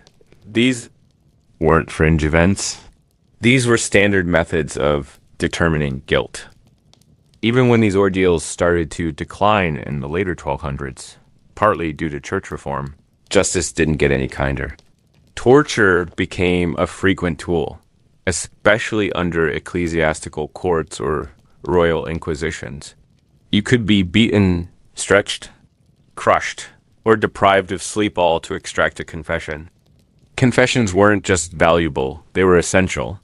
Without one, your case might drag on indefinitely. With one, it could be concluded swiftly. And guess what? Innocent people confessed all the time.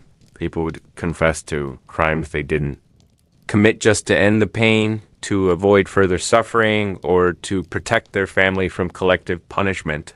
Because yes, entire families could be blamed for one person's crime. If you were accused of heresy or treason, your spouse, children, or neighbors might be imprisoned or questioned just for knowing you. And once you were guilty, the punishment was rarely subtle. Public executions were a hanging in the town square wasn't just a way to remove a criminal.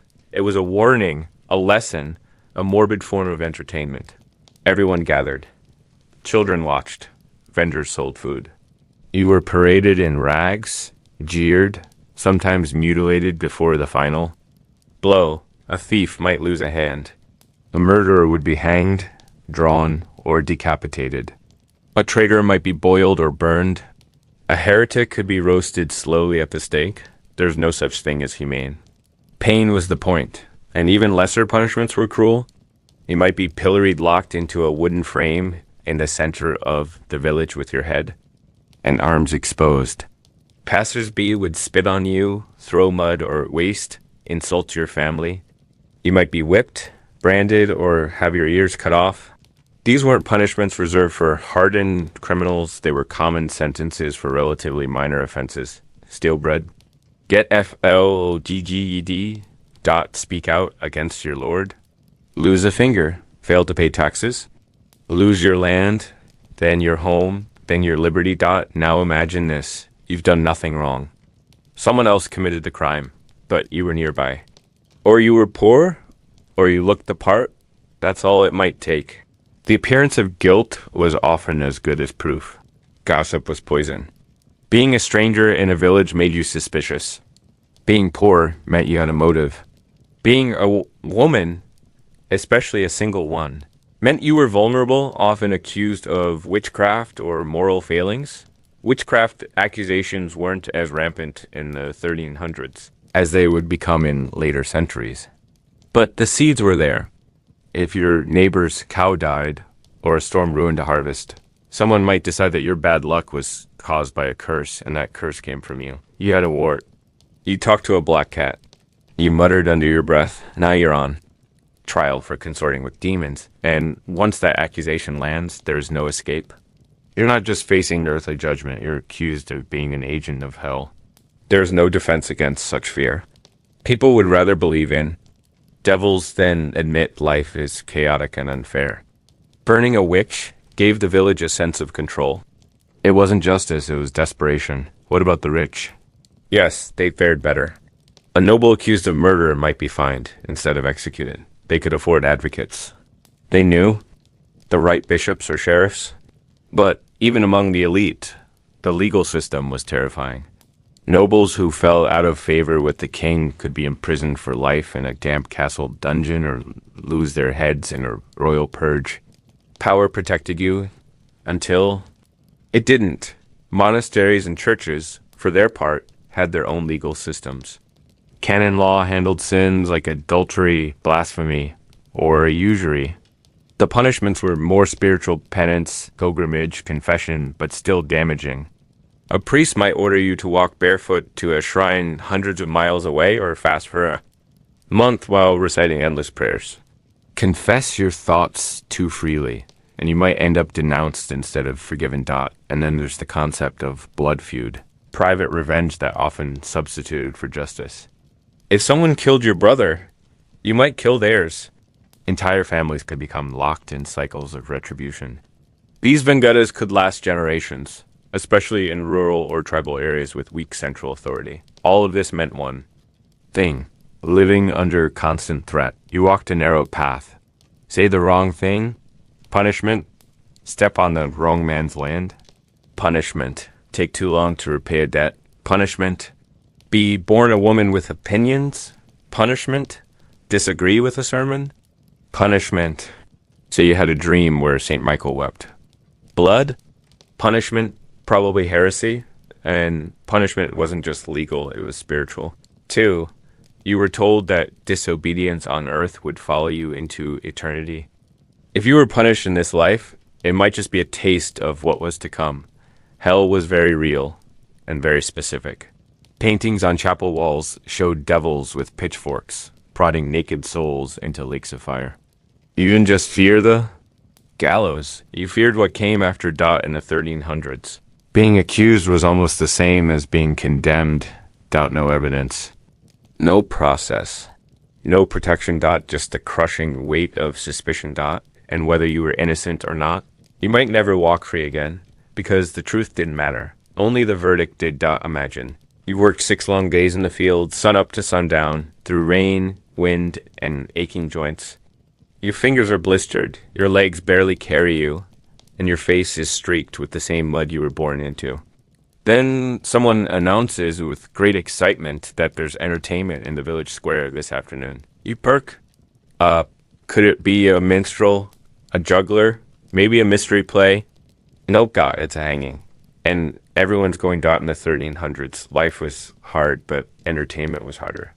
There was no theater in most villages, no books to read, no music unless someone was strumming a lute in a tavern.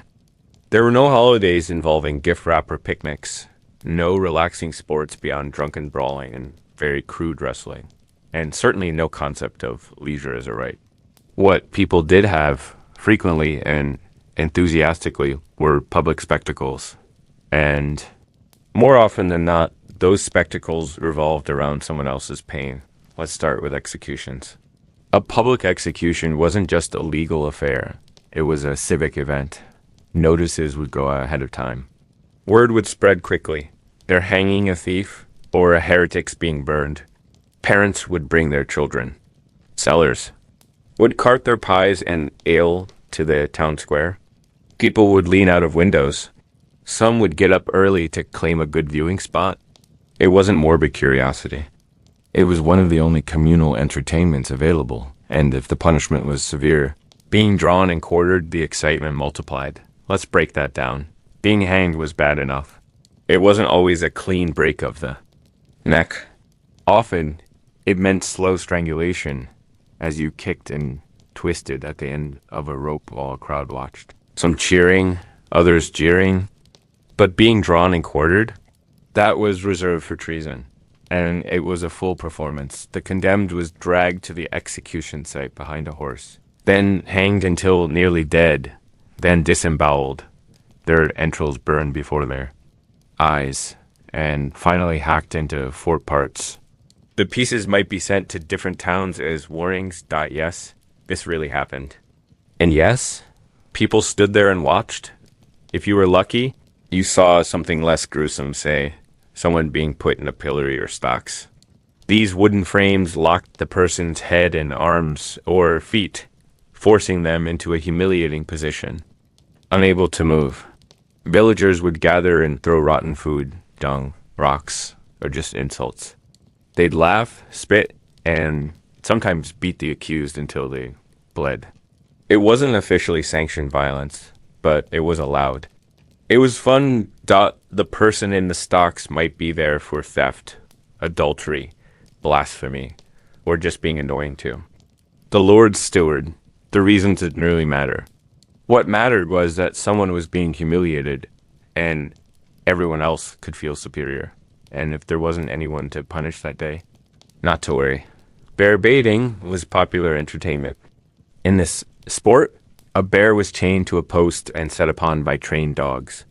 The bear would fight back, clawing and roaring, while the dogs tore at its flesh. Crowds would cheer, bet on the dogs, laugh at the gore, and drink heavily. Sometimes the bear was blinded or had its teeth pulled to make it more sporting. This wasn't considered cruel. It was just a Saturday. Similar games were played with bulls, boars, or even cats. Cats might be nailed to poles and set on fire for laughs. Rats were tied together and dangled over flames. Pain was spectacle. Suffering was amusement. No animal, human or otherwise, was exempt. And then there were the mystery plays and morality dramas. These were technically religious performances, meant to educate the illiterate population about Bible stories and church doctrine. But in practice, they could be gory, wild, and disturbingly graphic. In a play of hell, actors would dress as demons, shrieking and dragging sinners into fiery pits. Blood was represented by pig's organs or red-dyed cloth. The crucifixion of Jesus would be reenacted in brutal detail, with screaming and weeping and mock whippings. Children watched all of this with rapt attention. It wasn't considered inappropriate. It was important. These plays were popular, traveling from town to town, usually performed by members of local guilds. The performance could last hours, even days, and they were often the only storytelling most peasants ever saw. In many cases, the devil was the most popular character, as he got all the best lines and costumes. That's right, people went to morality plays mostly to watch the devil strut around in red horns and poke people with pitchforks. If you weren't into theater, you could enjoy more hands-on forms of drunken brawling was as close as most villagers got to sports. Men would fight for fun, pride, or sheer boredom. Sometimes it was semi-organized, like in Bohort games where two teams clashed with blunt weapons. More often, it was just two guys punching each other in the mud while the crowd egged them on. Teeth were lost. Bones were broken. And then they'd go drink together. Speaking of drinks, taverns were one of the only social spaces where people could unwind. They were loud, smoky, dimly lit, and filled with questionable beverages and even more questionable behavior. Music came from lutes or hurdy-durdies. Songs were bawdy, jokes were crude, and fights were frequent. Women in taverns were often assumed to be sex workers, whether they were not. If you drank too much and collapsed in the street, no one would carry you home. You might freeze to death in a puddle. Feasts and fairs, while rare were another. Escape. On feast days, religious holidays, saints' days, the Lord might host a celebration. There would be food, music, dancing, and games. But the food rarely made it to the peasants, and the games often involved beating each other with sticks or watching someone get blindfolded and spun until they fell into the mud. Jesters told. Jokes. Acrobats juggled. But the real draw was always the bizarre and the cruel. Dwarf tossing, dancing bears, snake charmers, and human oddities were all part of traveling shows. People with deformities were exhibited as monsters. Foreigners were paraded as savages. Children laughed. Adults stared. Coins were thrown. Dignity was not part of the experience. In some areas, mock trials were held for animals. A pig that bit someone might be put on trial, sentenced, and hanged in public. This wasn't satire, it was real. Legal records show pigs, dogs, even insects put on trial. It made no sense. But people came to watch and through it all, there was the laughter. That's the strangest thing. Perhaps that so much joy came from so much pain. Medieval humor wasn't witty or light. It was slapstick, grotesque, and cruel. Jokes were made about disfigurement, disease, death, and humiliation. Clowns pretended to vomit or fart. Comedy meant watching someone fall into a ditch or get chased by a mob of geese. There was a reason for this. The world of 1300s was so unrelentingly harsh, so soaked in misery that people needed release. And the only way to feel better was to see someone worse off. It was survival of the spirit. If you were suffering, then watching someone else suffer more publicly, dramatically, and with the church's approval was a kind of balm. You weren't being entertained. You were being reminded you weren't alone in your pain. Or better yet, that someone else's life was even more miserable than yours. In that way. Entertainment in the 14th century wasn't so much about joy. It was about relief. A momentary lifting of the pressure, the fear, the hunger, and the endless labor. A distraction from the darkness, even if the distraction was someone being burned alive. So, yes, you gather around the scaffold. You cheer when the rope snapped tight. You'd laugh when someone slipped on pig's blood during a street play. You'd throw cabbages at the pilloried baker, and then you'd go back to your life. Because in the 1300s, entertainment didn't mean escape. It meant someone else took your place in the misery, at least for an afternoon. You wake up in the cold darkness of your medieval hut. Your skin is hot, but you're shivering. Your throat is raw, your head aches, and your muscles feel like they've been stretched and beaten. A thin layer of sweat clings to your skin, and your stomach churns with nausea. Something is wrong, deeply wrong. You're sick, but this is the 1300s, and that means it's about to get worse. Much worse, Doc, because here in the 14th century, getting sick isn't just a problem. It's a death sentence wrapped in superstition, bad smells, and medieval guesswork. And while the suffering of illness is bad enough, what people called medical care might be the final nail in your coffin. Let's begin with the basics. No one understands germs. Not one person in your village, or even in your entire kingdom, has ever heard of bacteria, viruses, or hygiene in any scientific sense. There's no concept of infection. No sanitation beyond maybe rinsing your hands in a river. No disinfectants. No sterilized tools. No idea that drinking from the same bucket as your livestock might be what's making you cough blood. Instead, the dominant theory of health is something called the four humors. This idea, borrowed from ancient Greek medicine and still widely accepted in the 1300s, claims that the human body is governed by four essential fluids: blood, phlegm, yellow bile, and black bile. If you're sick, it means these humors are out of balance. So the solution isn't rest or medicine, it's rebalancing them, which usually means getting something out of you: blood, sweat, vomit, or anything that might make your body feel more even. Let's say you have a fever. Your local physician or healer might declare you have too much blood. And what's the solution? Bloodletting. You'll be taken to a bed or just laid down on a straw mat and a vein in your arm. Or neck will be sliced open. Not with a sterile needle. Not with any understanding of veins versus arteries. Just a cut. Sometimes a leech will be applied instead, sucking away your blood over hours. In either case, the goal is the same: to drain you. The more blood, the better. If you feel faint, that's good. If you collapse, even better, it means the treatment is working. Of course, if you were already weakened by illness, this cure only hastens your death. Other treatments aren't much better. You might be forced to vomit using a concoction of herbs and spoiled wine, or purged with laxatives made from crushed roots, ash, or even mercury. You're told this will clear your system. In reality, it leaves you dehydrated, writhing, and even more vulnerable to whatever disease you already had. Let's say you've got a cough, something as simple as a cold or a flu. You're given a tonic made from garlic, vinegar, and goat urine. Or maybe a poultice made of moldy bread and pig's fat is applied to your chest. If your lungs are rattling, your healer might press a hot stone wrapped in linen against your ribs. Not to help you breathe, just to balance your humors by inducing sweat. If you break a bone, the treatment is to tie two sticks together and hope. There are no x-rays, no anesthesia, and no understanding of nerve damage. If the bone sets crooked, so be it. If it becomes infected, you'll know when the swelling starts, the pain becomes unbearable, and your skin turns black. At that point, you'll be told your limb is poisoned. And the only option is amputation. Again, no anesthesia. They'll give you a stick to bite down on. 2 men will hold you down.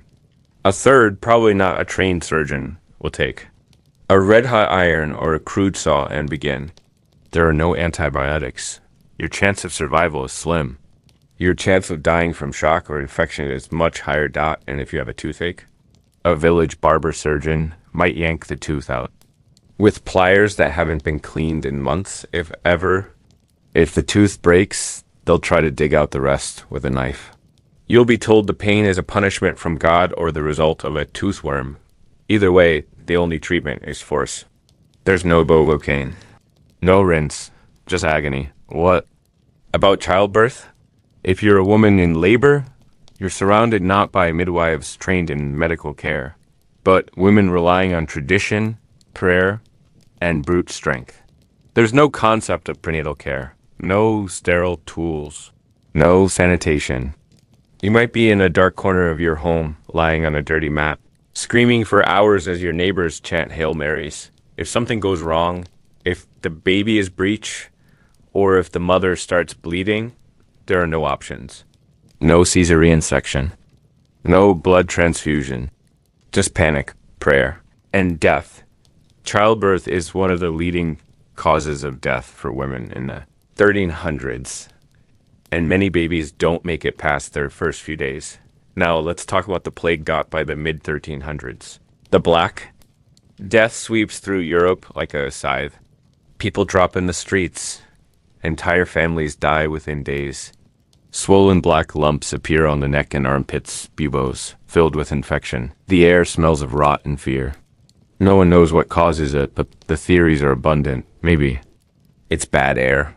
Maybe it's sin. Maybe it's Jews poisoning the wells, or an alignment of the planets, or God's wrath. Doctors arrive wearing terrifying plague masks, with beaked noses stuffed with herbs to protect them from miasma. They carry sticks to prod the infected. Their treatments?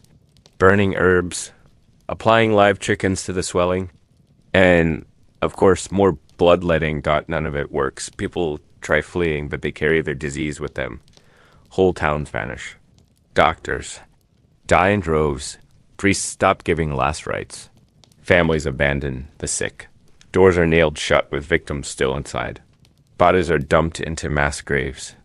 The few physicians who survive write journals filled with useless theories and hand-washing prayers. If you survive, you're not healthy. You're traumatized, disfigured, lost. And the doctors still don't know why. Even for lesser illnesses, the doctors of the time are more dangerous than the disease. If you're rich enough to see one, they might be university trained, but their training is based on ancient texts, not observation. The writings of Galen and Hippocrates are gospel, even if they're over 1,000 years old and riddled with errors. Worse, some of these doctors have egos bigger than kingdoms. If their treatment doesn't work, they blame the patient, the stars, or fate, not their own ignorance. Many refuse to touch the poor, the dying, or anyone outside their class. If you can't pay in silver, you're not worth saving, and the church, it offers spiritual care, not physical. Sickness is seen as a form of punishment or test. Priests advise you to pray, confess, and accept God's will. Some say illness is the work of demons and offer exorcisms. Others prescribe pilgrimages long, grueling journeys you can barely survive even when healthy. The monasteries, to their credit, sometimes run basic infirmaries. Monks offer herbal remedies, food, and quiet beds. But even there, the care is based more on faith than knowledge. You're more likely to be bled and anointed than actually healed. Wounds become fatal. Fevers become plagues. Colds become killers. No one expects to live long because the human body in the 1300s is a ticking bomb, and no one knows how to disarm it. Pain is constant. Hope is rare. And if you're lucky enough to recover, it's not because of treatment. It's because your body managed to survive despite it. The 1300s don't just offer poor medical care. They offer actively harmful medical care. Care that cuts, bleeds, poisons, and burns in the name of healing. So when you feel that scratch in your throat, that ache in your chest, that pang in your belly, just know that the cure will hurt more than the sickness. And if it doesn't kill you, it will scar you forever. You sit alone in the corner of your tiny medieval hovel. The straw. Mat beneath you itches. The room is dark, lit only by a sliver of moonlight through a cracked wooden shutter. Your thoughts are loud, but the world around you is silent, except for the wind scratching at the roof and the occasional cough of livestock outside. You're exhausted. But you can't sleep. Your heart is heavy. You feel like weeping, but you don't know why. And even if you did, there's no one to talk to. No one to explain this crushing sense of dread. No one to say, it's going to be okay. Because it isn't. Not in the 1300s, and certainly not if your suffering is invisible. In the 14th century. Mental health as a concept did not exist. There were no psychologists, no counselors, no safe spaces. You couldn't describe feelings of depression, anxiety, or trauma and expect understanding. These words weren't even part of the language. At best, you'd be called melancholic. At worst, cursed, possessed, dangerous. Let's say you're a peasant who's been through a famine. You watched your crops fail, your neighbors starve, your children cry themselves to sleep with empty bellies. Maybe you lost a sibling, or three. Maybe you're still here, but every time you hear the wind blow across a dry field, you feel panic, nausea, grief. There's a weight in your chest you can't lift. You don't know it's called trauma, you just know you feel broken. And no one has the time, patience, or vocabulary to listen. Your fellow villagers are also exhausted, also grieving, also scraping by. Misery is normal. It's the water everyone swims in. Expressing sadness isn't seen as a sign that something's wrong. It's seen as weakness.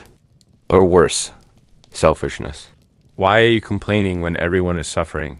You feel numb. You feel hollow. You don't care if the next meal comes.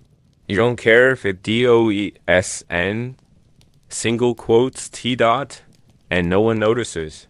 Now imagine you're dealing with something more. Persistent chronic anxiety.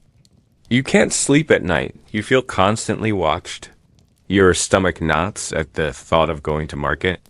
You shake during storms. You flinch at loud noises. In the modern world, this might be called a panic disorder. In the 1300s, you're either a coward or you're being visited by spirits. Fear, back then, wasn't seen as a medical issue. It was a moral one. If you were anxious, you must be guilty of something. If you were restless, perhaps you had sinned. If you couldn't work, you were lazy. The connection between mind and body was misunderstood at best and weaponized at worst. The most common explanation for unusual behavior, sadness, or emotional instability? Demons. If you talked to yourself, you were cursed. If you wandered at night, you were bewitched. If you cried too often, too hard, or without an obvious cause, it wasn't depression. It was seen as a spiritual failing. Clergy might offer prayer, confession, or even exorcism, but the goal wasn't healing. The goal was obedience. You needed to stop being a problem. Stop being different. Start conforming. And if your suffering escalated, if your mind broke entirely, then you were a danger to yourself, to others, and to the illusion that the world was as it should be. People with what we now understand as serious mental illness, schizophrenia, bipolar disorder, severe PTS, they were feared, not pitied, not helped, feared. They might be chained up, mocked, or driven out of their village. Some were sent to live in church-run almshouses, where they were often neglected or treated as entertainment. Others were kept locked in cellars or shacks, out of mind. If they were violent or simply loud, they might be beaten, exorcised, or executed.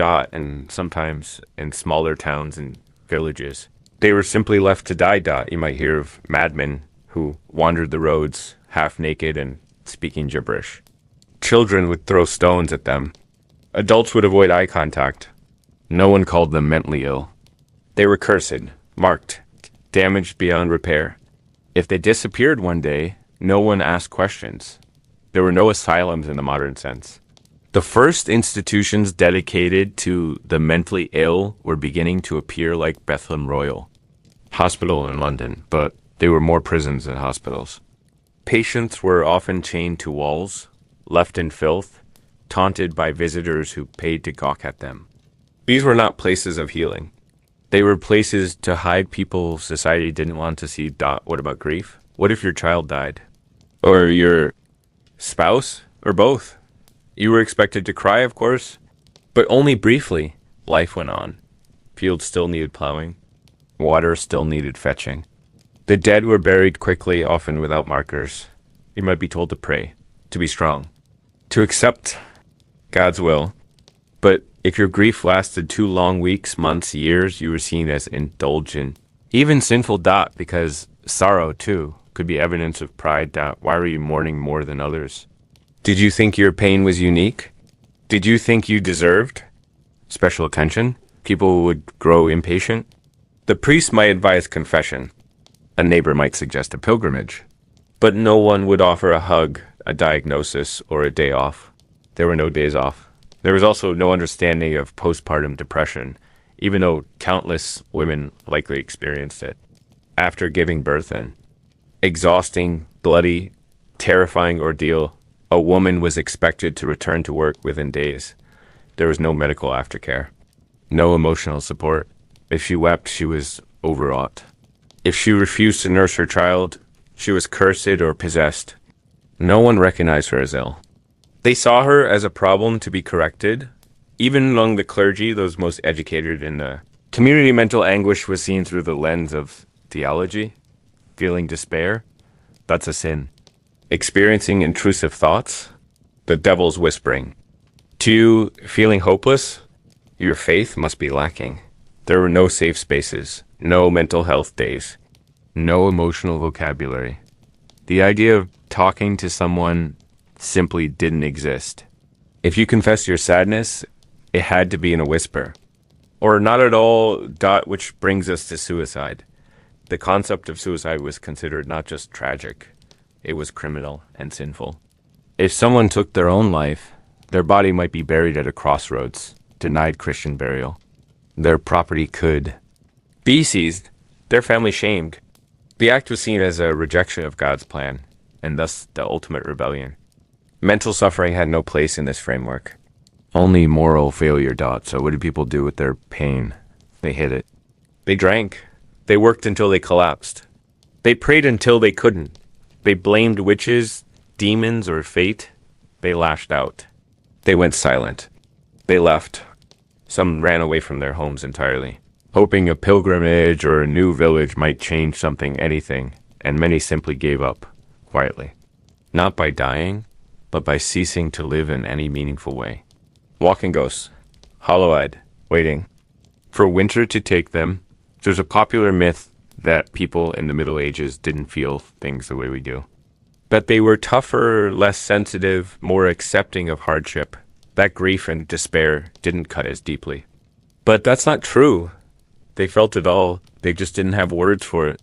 Or help, or hope. In that silence.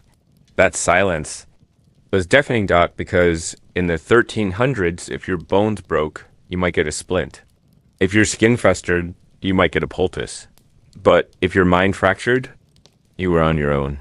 Always. In the 1300s, you didn't choose whether religion was part of your life.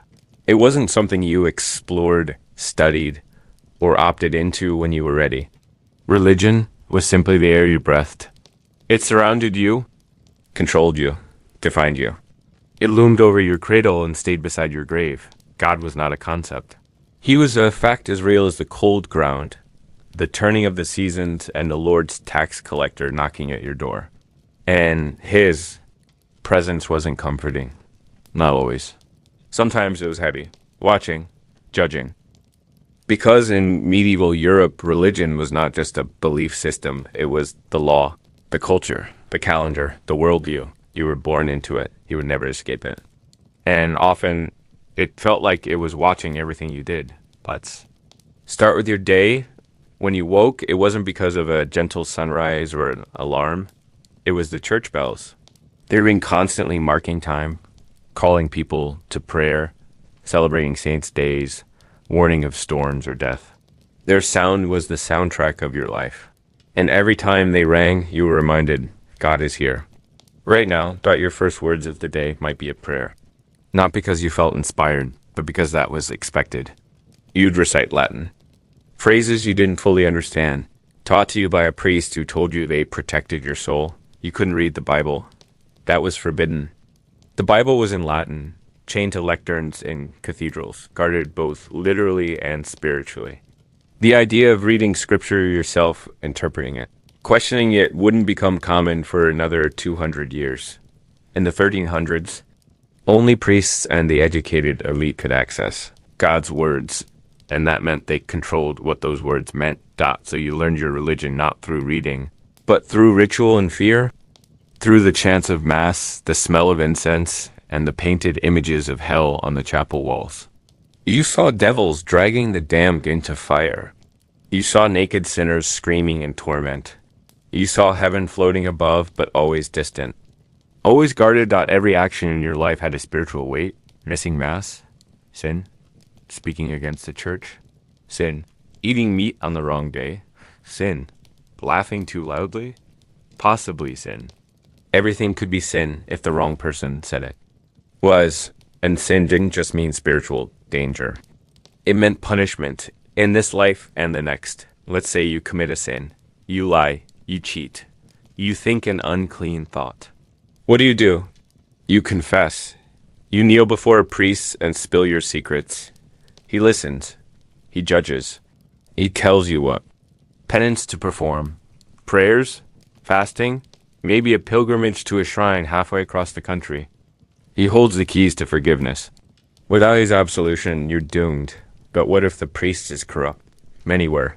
Some charge money for indulgences, documents that supposedly reduced your time in purgatory, the waiting room of the damned. Others exploited their power over frightened villagers. But you couldn't complain. The church was not just spiritual, it was political. Priests had power. Bishops had armies. The Pope was mightier than kings. The church owned land, a third of all land in Europe at its height. It collected tithes. 1/10 of your harvest, your income, your life. Refused to pay, and you risked excommunication, or worse. They could deny you the sacraments, cutting you off from salvation. They could banish you. They could accuse you of heresy. Heresy was not a theological disagreement. It was a death sentence. To question doctrine was to question God. If you suggested that the church was wrong, that priests were corrupt, that salvation didn't require obedience, you weren't seen as curious. You were seen as dangerous. And you could be arrested, tortured, burned. Whole movements, like the Cathars or the Lollards, tried to offer alternative interpretations of Christianity. They were hunted. Their leaders executed. Their books destroyed. Imagine believing something slightly different and knowing it could kill. You now consider the Inquisition a system built entirely to root out heresy. Not in some distant city, but possibly in your village. Inquisitors arrived with the church's authority, and they didn't need much evidence. Suspicion was enough. A neighbor's complaint. A strange habit. A dream you told the wrong person about. You could be summoned, questioned, imprisoned. You wouldn't know your accuser. You wouldn't have a defense. You'd be asked the same question over and over in different ways until you broke. Do you believe in the church? Have you spoken to devils? Have you hidden books? Have you had visions? And if you confessed, whether truly or under duress, you might be forgiven. But your punishment would still be public, humiliating, painful. You'd wear a yellow cross. You'd be paraded through the streets. You'd lose your land, your friends, your life as you knew it. And if you refused to confess, they had ways to change your mind. Even outside heresy trials, public religion was performative. You went to Mass, not just to pray, but to be seen praying. Piety was a form of reputation. If you skipped Mass too often, neighbors whispered. If you kneel at the right times, people noticed. If you didn't cross yourself or fast or celebrate feast days, you weren't just lazy. You were suspicious. Women faced even more pressure. Their behavior was scrutinized constantly. Modesty wasn't just a virtue, it was a requirement. Being unmarried past a certain age was questionable. Being too outspoken was dangerous. If you acted outside the expected norms, the church might not call you rebellious. It might call you a witch. Witchcraft accusations were religious at their core. If bad things happened, crops failed, cows died, children got sick, someone had to blame. And often, it was the woman who lived alone, or the healer who knew too much about herbs, or the widow who didn't attend Mass. These weren't rational. Accusations. They were expressions of fear, rooted in religious dogma and social control. And they destroyed lives. Even joy had to be filtered through religion. Weddings, births, and celebrations all involved the church. You couldn't marry without a priest. You couldn't name your child without baptism. You couldn't bury your dead without a Christian grave, and if someone died in sin, that burial might be denied. And if you ever felt truly happy, you were warned not to enjoy it too much, because life was a test. Joy might mean pride, and pride, of course, led to damnation, but the worst part, the part that made religion in the 1300s feel most oppressive, was the constant surveillance, not literal cameras or guards, but social and spiritual eyes. You believed you were always being watched by God, by saints, by angels, by the dead. Your thoughts weren't private. Your attentions weren't safe. Every moment was weighed. Every action judged. You were told to confess your sins. You were told to fear divine punishment. You were told that God saw all got, and in a world where so little was in your control, your food, your health, your future, the only power you had was to obey Dot, so you obeyed. You crossed yourself a dozen times a day. You whispered prayers before bed, terrified of dying in your sleep. You gave what you could, even if it meant hunger. You feared. You bowed. You hoped Dot, because what else could you do? The 1300s offered no freedom of belief, only belief. Everywhere. Always Dot the sun has been hiding for weeks now. Gray skies stretch across the heavens like a sodden blanket, too thick to let light through, but not thick enough to hold back the constant drizzle. Your fields, your lifeline are waterlogged. The dirt has turned to soup. The seeds you planted just a month ago are rotting underground. You know what this means. Everyone does Dot. It means you're probably not eating this winter, because in the 1300s, weather didn't just ruin your day. It ruined your life. It wasn't a matter of inconvenience. It was survival. A single mistimed frost could erase an entire season's labor. A month of cold rain could kill your wheat. A dry spell in spring might doom your village to starvation by Christmas. You had no irrigation systems, no pesticides, no backup pantry. What you grew was what you had. If it failed, you failed. Let's step into the muddy shoes of a 14th century peasant. You've got a patch of land, small and tired. Maybe you share it with others under the strip farming system. Maybe it's yours to tend, but not really yours, because everything belongs to the local lord. Still, it's your responsibility. And the year starts with hope. Spring arrives. You plant rye, barley, maybe oats, wheat if you're lucky. Potatoes haven't even arrived in Europe yet, so forget those. You work from sunrise to sunset, stooped, cold, blistered. You pray the rains come when they should, and not when they shouldn't, because there's no buffer. No plan B a hot spell. Means your seedlings dry up. A frost means they die in the ground. A cold snap in summer means the crops never ripen. A hailstorm on the wrong day means your harvest gets shredded. And if any of that happens, you don't go to the store.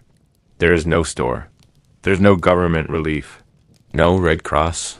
No refrigeration. You have no savings. The only hope is the grain in the barn from last year, if there's any left. And now imagine a bad year. Maybe it's 1,315. That was the year everything went wrong. The rains came in the spring, and then they didn't stop. Not in summer, not in fall. The fields became swamps. The wheat drowned. The hay rotted. Even the salt used to preserve meat was ruined, washed away, or clumped and useless. Roads became rivers. Grain couldn't be transported. Prices skyrocketed. That year, and the two that followed, would become known as the Great Famine.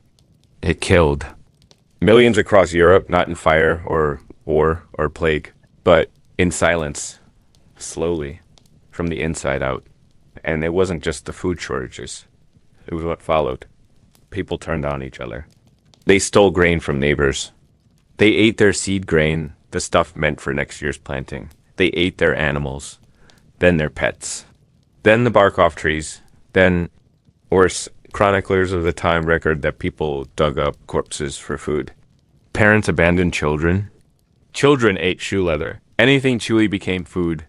Desperation ruled. And what was the cause? Just rain. That's it.